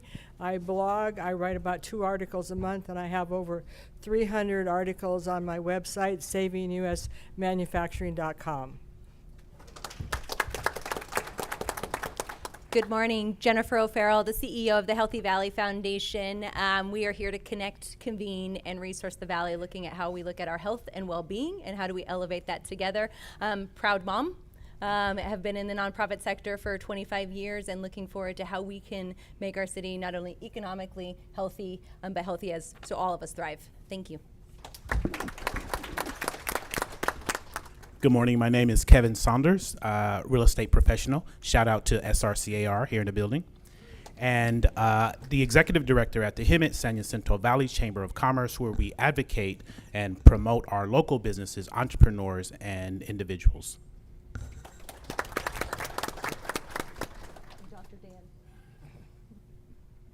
Thank you. You all know me. I'm Daniel McDonald. Oh, sorry about that. So I'm Daniel McDonald. Up here, I'm just wearing more of my hat as an educator and offering my thoughts on just, some of the questions related to how do we train our workforce and just, education. So I'm happy to be up here. Well, we're going to be talking a lot about artificial intelligence, automation, and why don't we go straight at it because we're short here with time. So automation and AR are rapidly transforming all sectors, as we heard here from today's presentation. How can we ensure there is a just transition for all workers whose jobs are displaced or significantly altered, and what role should education and training play in preparing the future workforce for these evolving roles? Jason, we'd like to start us off. Sure. So whenever there's a displacement of any kind, where there's a mass layoff, and we've had that in Hemet, right? There's two I can think of: Forest River, which is the manufacturer here, and then also Advanced Auto Parts, which just closed down recently. Anytime there's a type of layoff, we have a team that's called Rapid Response. And when we receive those notices that there's a mass layoff, we get our partners together and we go in and to work with those displaced workers, provide an orientation for them. So, for example, like for Forest River, and I know Ben was there with us, we went and talked to all 300 of those different individuals who are being displaced. You can imagine what their feeling must be like losing their jobs. We're able to go in there, discuss unemployment benefits, what benefits the city has, what benefits the county has.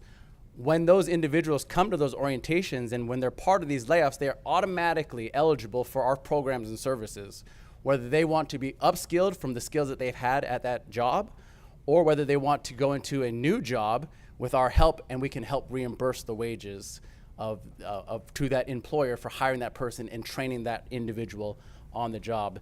So our position is that we're there to help in that transition and provide that training, whether it's a new training path or to help them with the wages to an employer to be upskilled in that new job. That's amazing, Jason, and thank you for that startup. And Michelle, I believe you've done a lot of manufacturing and you've seen artificial intelligence. Would you like to add on that question? Yes. Many people think that automation and robotics and artificial intelligence are costing manufacturing jobs, but the current reality is that we have a deficit of skilled workers to the tune of nearly 1 million, currently projected to be close to 2.5 million by 2033. So artificial intelligence is being used to improve capacity, expand productivity, analyze data, but it's not replacing people.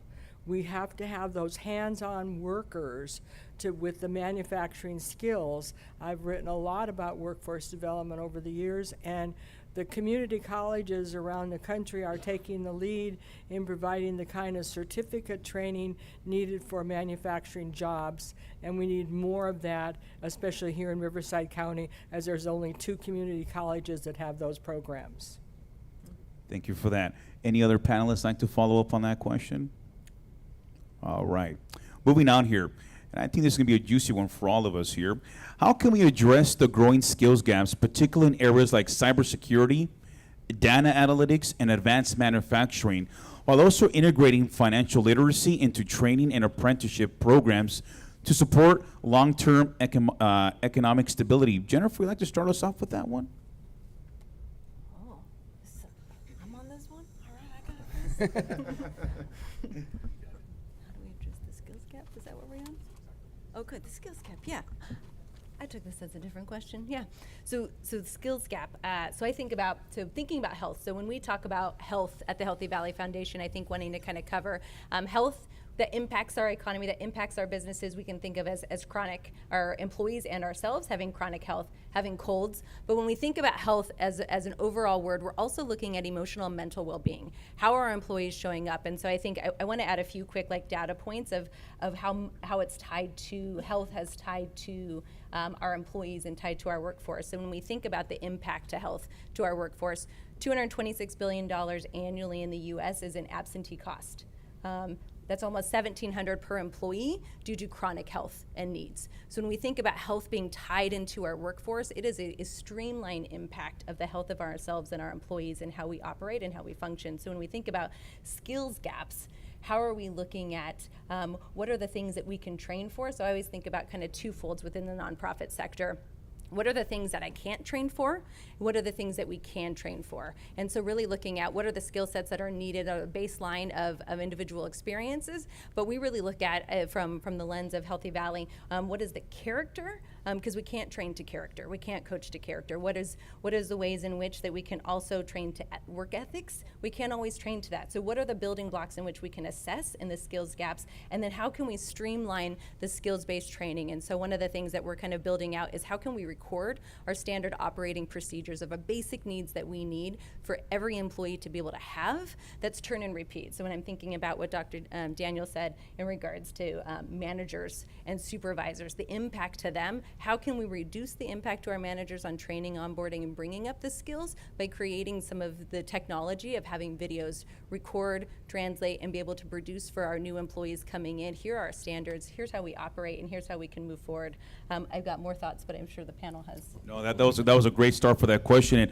And Kevin, you deal with businesses on a daily basis. You're seeing on the forefronts, kind of similar to myself on the skills gaps. What are you seeing on the Chambers lens out there? Well, day to day, and by the way, I want to thank all of our members that are here today and that are a part of our chamber. But when I look at that, I think of a few things. One is to continue to train the programs with the technical skills and also offer the financial literacy, but to also to include the real world application to the fields, to show the money decision-making influences, the technologies, the investments and the strategies, and partnering with some of our industry leaders like MSJC. I saw Dr. Berry here earlier today. I don't know if he's still here, but MSJC, or like our large businesses like Tim Moran, who ensure the training for the curriculum that can align with the current needs while offering the hands-on experience and bridging the gap.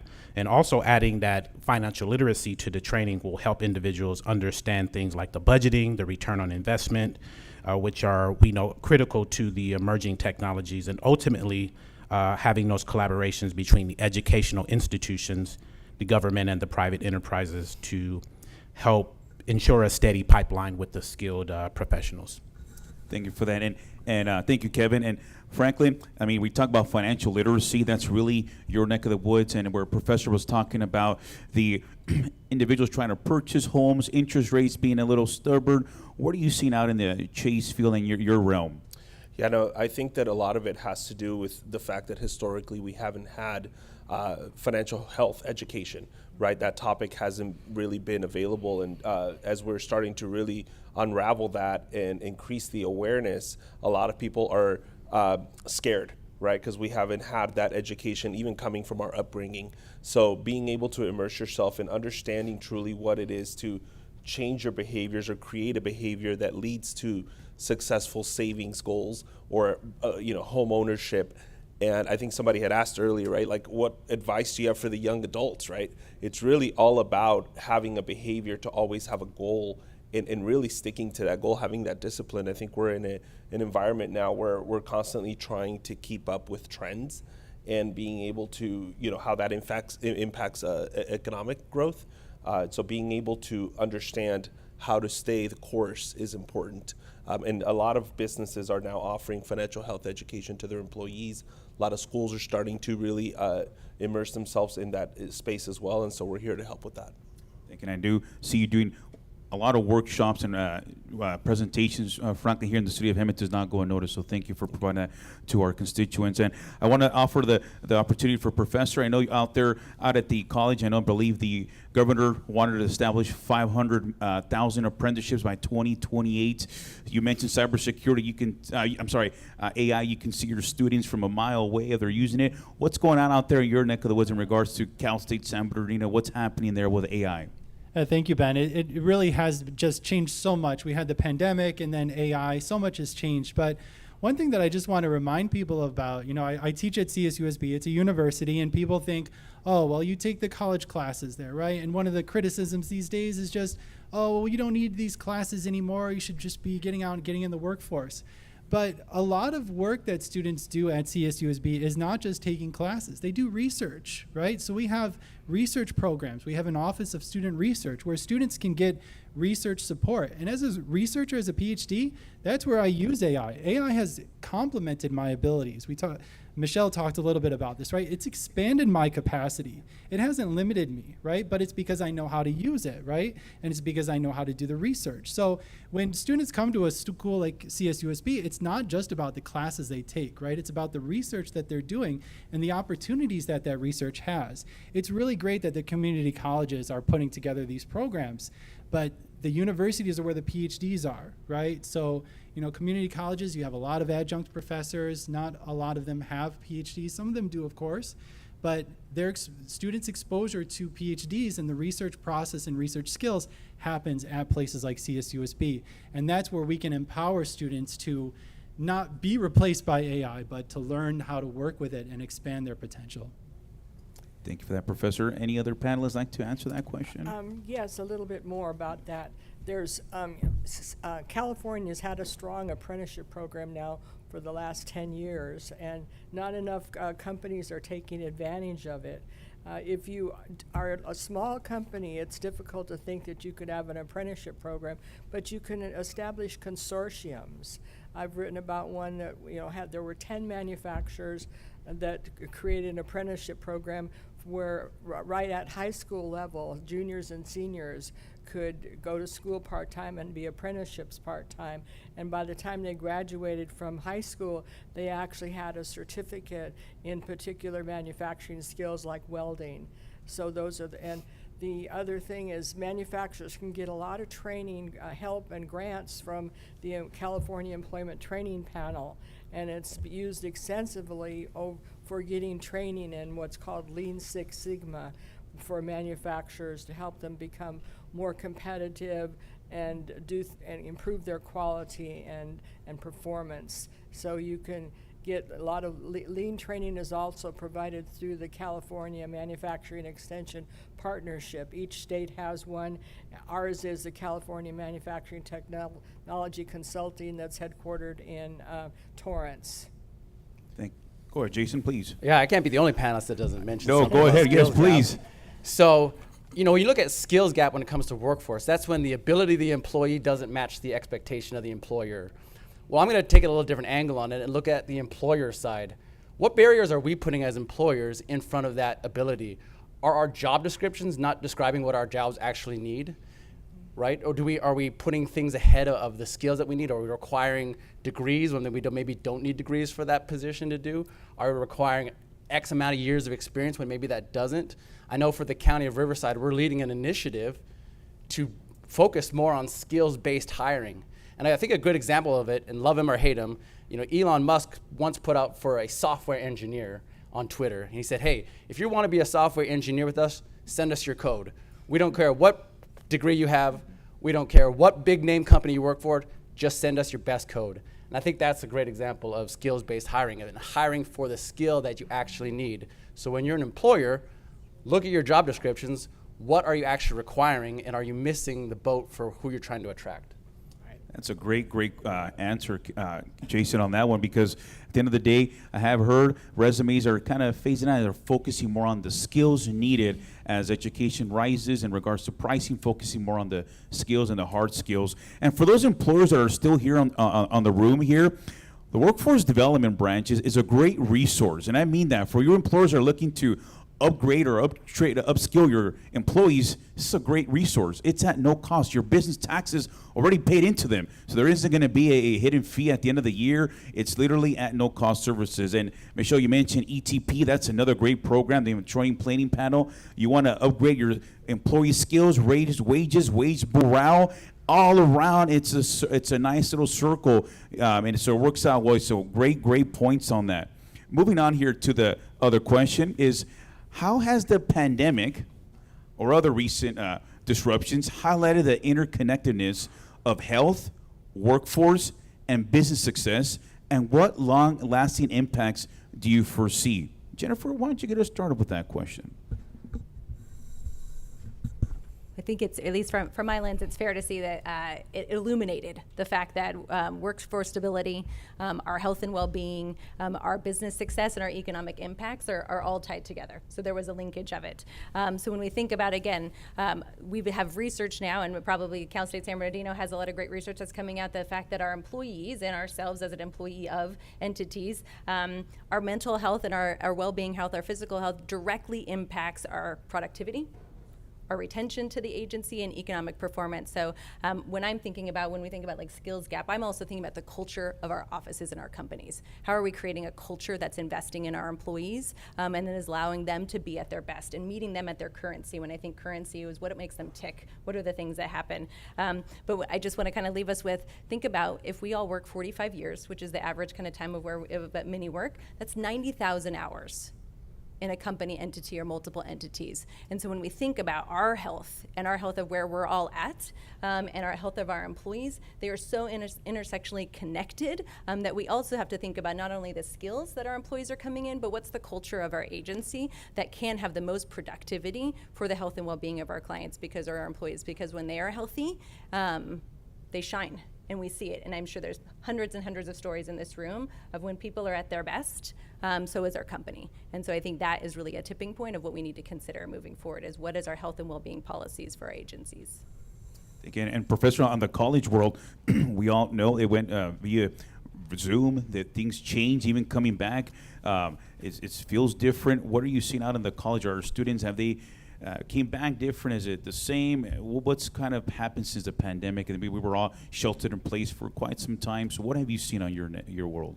Well, really, as Jennifer was saying, it's about the mental health, right? That's really the shock that I think all of us went through. And so coming out of that world, both for our students and for our faculty, right? So getting off Zoom, getting back in person, seeing each other around was so important, right? And it really helped us kind of get back into that mindset. And so that's been the big thing for us, is just, balancing mental health.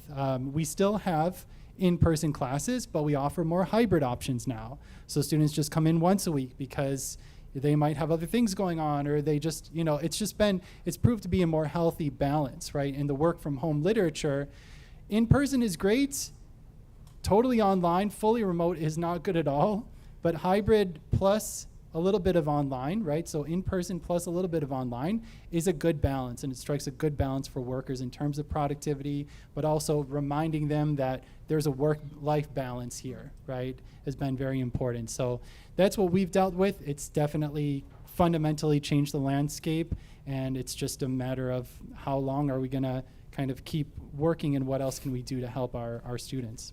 And the trade and logistics supply chain, we all know, was disrupted briefly out in the pandemic time. So, Michelle, how do you foresee now with more partnerships, maybe tariffs here? Where do you see the manufacturing, trade, and logistics world coming in here post-pandemic? Right. Well, the pandemic changed the whole landscape of manufacturing, because manufacturing companies had to keep the hands-on workers at the plant, but the engineers and the purchasing agents and some of the software people started working from home, and they've never come back to working every day at the plant. That's the biggest change. So for a salesperson like myself, you can't get a hold of people. You can't get appointments with people. You can't get a hold of people. But manufacturing, the tariffs, there's been 3 different studies, one by the Office of Budget and Management, showing that the previous tariffs on steel and aluminum and other commodities only increased inflation by 0.5%. So the fears of the tariffs creating more inflation are misguided. They are not going, because that's only one small cost of the cost of doing business. I'm trained by the Reshoring Initiative in how to return manufacturing to America using total cost of ownership analysis, which companies need to use to make a real decision of where they should be manufacturing. Companies went to China to save on labor, but labor is usually only 20 to 30% of your product's total costs. And when a company is making the decision on the basis of the lowest price and not taking into consideration all these other variables, and the reshoring initiative has decided develop a worksheet calculator to calculate the total cost that includes things like threats of intellectual property theft, a cost of inventory, having a higher safety stock for meeting your demands of your customers, quality problems, rework, different things like that. You find out that you can just about get in parallel to the costs of doing business overseas, especially now that labor rates have risen in China about 7 to 10% year over year since 2007. The cost of transportation, a container used to cost $500, now it can cost as much as $25,000. So the shipping costs have dramatically gone up, and that's changing. The recent survey by 2 different companies showed that 85% of CEOs on a national basis were looking to return manufacturing to America. Hopefully to Hemet as well. Right. We call first dibs. Franklin, this is before I move on to the next question here. This is very important for you. We have a lot of real estate agents here that represent the real estate market, and pandemic times. The professor mentioned it. 21, 22 interest rates were flowing at 2-3%. Let me buy a mega mansion. Things are looking great. Cars, Bugattis. But now things have changed. Things are different today. So with that being said, is there any tips or tricks you can give to our real estate agents in regards to where the financial market or how they can work better with Chase Bank or yourself? Yeah, great question. I think it's really just more keeping clients educated. A lot of people self-disqualify. They feel like, hey, I just don't know. I don't have what it takes to buy a house, or I don't have money for a down payment. They're not familiar or aware with all the resources that cities, counties, local ordinances place out or have out there for them. And so helping them get educated. You guys all know, if you own a home, it's all about having all your ducks in a row, right? Having the necessary credit, having a down payment, having the education. And so really just helping them get on that path. Everybody is usually scared. It's a scary process, probably one of the most stressful ones for most people. It's a major investment. And so just making sure that they're staying educated, aware of all of the resources that are available, and making sure that they are buying what they can afford. That's a big thing, staying within the means. And moving on here with we only have about 3 questions left. We want to be mindful of everyone's time here. What specific health initiatives have proven most effective in boosting employee well-being, financial security, and business outcome like productivity and retention? That's big. We want to make sure, I believe in around the pandemic times, people were popping over to a new job every month or two, even if it was a 10-cent raise. And now, well, that's curtailed completely, I believe. So people want their jobs back. But at this time, where do you see that? Jennifer? Yeah, I think I would say one of the things I was thinking about in this question is we're also in a unique space of we have the most generations working within companies for the first time. So when we think about, I'm just going to kind of call it 36% of our workforce is millennials. So those of us that are in the 1981 to 1996, anybody in this group? Those of us, 31% of our workforce are Gen X. Anybody in the 65 to 1980 in the house? All right, look, we got a few. You're like, I don't know if I should raise my hand. And 15% of us are boomers that are there, so 46 to 64. Yeah, look at they represent. And then 18% are Gen Z. So I say that just to kind of bring in Gen Z is 97 to 2012. All right, we got a few in the house. Let's go, Judith. We see you. My student is here from CSUSB, so he's in the back there. So really, it's like I think to even Dr. Daniel's kind of statement about where his students are at in the hybrid space, I would say each of these generations have different currencies of what they're interested in, what retains them. So I think the opportunity as business owners is a little bit even more complex. What are initiatives that are overarching that benefit all employees, but what are initiatives that also integrate great within each generation so that we can retain. So even thinking about, so we've had in the past at agencies, I'm going to go really tactical, red committees. How do we have retention, education, and development? So how do we look at staff that are really up and coming that we want to see lead, and they become committee chairs to this, and they're responsible for culture within the organization. So how are they celebrating birthdays? How are they celebrating wins and milestones of the agencies amongst all the staff? How are they bringing in professional development and surveying staff to, I think, Franklin's point of like, if they want financial literacy, they want to learn about Mint and have an app on their phone because they're a Gen X and they want to have Mint, or they want a financial training. How do we begin finding out what our staff want so we can educate and train them and give them the tools that they're interested in, and the buyback that is to the company and agency? I think on the health benefit, thinking of Gen X, our up and coming, or Gen Z, really looking at call maps. I would say more and more of staff that I engage with are looking for, does part of your mental health, their health package, their insurance package come with the call map? Does it come with telemental health services? Does it come with telehealth services? And so really looking at our health benefits package to employees, how do we begin incorporating areas that not only support our boomers that are 15%, but also support our incoming, which will be the largest population of workforce coming in of Gen Z. So again, I have more to come there, but I think really looking at our initiatives is really on the basis of, and I would say the best practice is pilot out 6 months of something, engaging your staff, saying we really invest in you, we believe in you, and here are some pilots that we're moving out to be able to show that. But I think those have been some of the best practices, because we are in a unique space of so many generations working under one building at this time of life. Kevin, how was the well-being of and that was a great answer there, Jennifer, the well-being in regards to businesses? Have you seen a boost in morale? Lower? What are some of your thoughts on the chamber? I know you have 500 members. That's a big list. So what have they been telling you on their well-being for their employees? Yeah, I think as Professor and Jennifer just mentioned that when you have a healthy workforce, you have healthy employees, you have a healthy workforce, a healthy office. And so that's what you want. And it also provides a profitable business. And so and in terms of technology, it plays a crucial role in improving the health care as well. And so when you have the technology like AI, which I do subscribe to, it helps build your employees and your office as well. Thank you for that, Kevin. Jason, did you want to add something on as well? Yeah, first I just want to say that, Jennifer, you missed one group, and that's the Xennials. That's what I consider myself, a Gen X millennial kind of person. 1980. That's me too. Yeah, there we go. So when it comes to retention, though, I think it is important to think about retention, because as we've kind of discussed these different groups, we had a lot of boomers in the room, right? Well, by 2030, most of the baby boomers will be out of the marketplace or out of the labor force. You're retired and dancing on the Senate floor there. Right? Yeah, no. But the generation that can replace the gap that's going to leave, they're in 5th grade.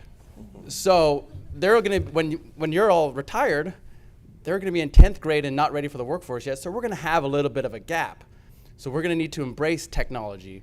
We're going to need to embrace retention. How can you retain the employees that you already have? And that's when we talk about the need to invest and train the people you have, to pass that knowledge transfer to the next set so that your business can continue to operate. We do have programs that can be customized to what your needs are and help pay for that training to happen. It's called incumbent worker training. And we'll help pay for the training that happens to upskill your employees to get into a place where your business can continue to flow. Businesses sometimes will say, well, what if I train them and they leave? And then the opposite is, well, what if you don't train them and they stay, right? So it's one of those things we've got to think about. Go ahead, Franklin. I'm going to just add one thing, because we're talking a lot about employees and AI and all of that, but don't forget yourselves as business owners, right? How can you continue to get educated so that you can grow and scale your business? Most of the times, business owners will start with either a talent or a dream, right? Not many will know how to administer a business. And so being able to continue to invest in yourself, you can then be the best version for your employees. We provide free mentorship and coaching services to business owners who are looking to do just that, to grow and scale, right? And again, leveraging things like AI, leveraging things, resources that are available by different firms, by different companies out there. Make sure that you're taking advantage of those tools and those resources. That's a great segue, Franklin, because in the city of Hemet, we did a little survey, and over 97% are small businesses, 0 to 20 employees. That's all we have here in the city of Hemet, and we want to make sure we understand that's the backbone of our economy. So we are very big on small businesses. Thank you for that, Franklin. And I'd like to finish it off here with one last question, and we can all each answer the question. We'll start with Franklin, work our way down for the last one. Looking ahead, what are the most critical steps that businesses, policymakers, and individuals need to ensure for a more resilient and prosperous future where financial health, workforce stability, and business success are mutually reinforcing? We'll start off with you, Franklin. I think the biggest word, and Dr. McDonald said it earlier, is balance. How can we balance all of those different things from an education perspective, awareness perspective, right? Execution, all of that. I think it's important that we're focusing on growing through education, growing through awareness, like mental health, physical health, very important, right? And lastly, financial health. So. Thank you, Franklin. I would say that just being involved, getting together, not working in silos. We've got to tackle this together. You've got great representation here of city, finance, private sector, health, business, and education. And so being together, involving, and trying to solve these solutions together is imperative for real change to happen. Thank you, Jason. I would say the lifelong learning is the key because, yes, I started as engineering secretary at age 18, but I went back to college and got a degree later on. I've taken classes like total quality management. I have a certificate in that. I got a certificate in Lean Six Sigma. So never stop learning. And we baby boomers are working longer and not retiring. And especially because many of us we created our own business. I was a woman in a man's field, and we pioneered a lot of things in our generation. And I have a lot of experience that I want to share with others, which I do by writing and speaking. So I'm always learning. Additive manufacturing is a new thing I'm learning about. I represent a company that does it, 3D printing. So it's never too late to keep learning and to have balance. Of course, I've worked out of a home office because manufacturers rep, nobody comes to see you, so you work out of a home office. You try and go see them, and it's relationship selling, and that's what's really has hurt from the COVID pandemic is you don't get to see people and talk to people. And that's the biggest problem. So you've got to network. I'm a big networker. I'm still on 3 different boards. I'm on the board of the San Diego Inventors Forum. I go monthly down to their meeting. I'm on a advisor to a national board. So yeah, I'm past California chair of the national organization Coalition for a Prosperous America. So keeping involved is the way to have balance in your life. Thank you, Michelle. So yes, yes, and yes. So yes to balance, yes to community, we're all in it, yes to lifelong learning. And I think I would add, what I think is really special about multiple generations all working together is we have an opportunity to create programs within our agencies that are mentorship both ways. How can our boomers and Gen X mentor our millennials and Gen Zs, and how can that be reciprocal when we think about our Gen Zs as the first digitally native employee based, and so how can they teach us? So I think to the effort of lifelong learning and community, how do we have our employees be the experts and teach each other and engage and create programs in which we're empowering each other because we all have skills and gifts that we bring to the table. Thank you, Jennifer. Yeah, I believe that continued training, education as well, mentorship and support that way. And there's something to be said about the resiliency of a business owner, an entrepreneur. I see a few of them here in the house today, and they have that drive, that ambition to continue on. And that's really the spirit of a successful business person. But at the Chamber of Commerce, which, by the way, is hsjvc.com if you'd like to join our membership or be a part of our growing membership, we have nice plug. Thank you. We have multi networking opportunities. There are mixers at the Ramona Bowl next Wednesday. Be there, 100%. Yeah, thank you for the shameless plugs here, but we really do. We have mixers, we have ribbon cuttings, we have all these businesses that are wanting to grow, and we are there to support them, love them, and take care of them. Thank you. Thank you, Kevin. Very similar to Michelle and Kevin, I would just say invest in yourself. That would be mine, just because I do see, at CSUSB, what we try to teach our students is to realize that it's not just those courses that you're taking, right? But it's the fact that you're investing in yourself, the research skills. It's not about whatever you're learning about, it's figuring out how you learn best and what you're interested in and learn how to take a passion and funnel it into something that's productive. So ultimately, invest in yourself, always do that. That's the most important thing. Thank you, Professor. Can we get a round of applause of our panelists, please? Thank you, panelists, for being here today. Thank you. Well, everyone, this concludes our program. One sec here, I believe that's it. I want to make sure there's nothing that I missed. Wow. Well, if there's anything that you got today, hearing today, I hope you got this sensation, this feeling in your spine. The Hemet is back, folks. We're back. We're awake. We're ready for investment. We want to work with our local businesses, our big businesses, government officials, community advocates. We're here. Let's work together to make this valley stronger. We understand some of our sister cities that are close by, closer to our freeway, may have a leverage, but we don't use that as a handicap. We use it as a success. So again, on behalf of the City of Hemet, our City Council, City Manager, thank you for joining us. We'll see you next year. Thank you.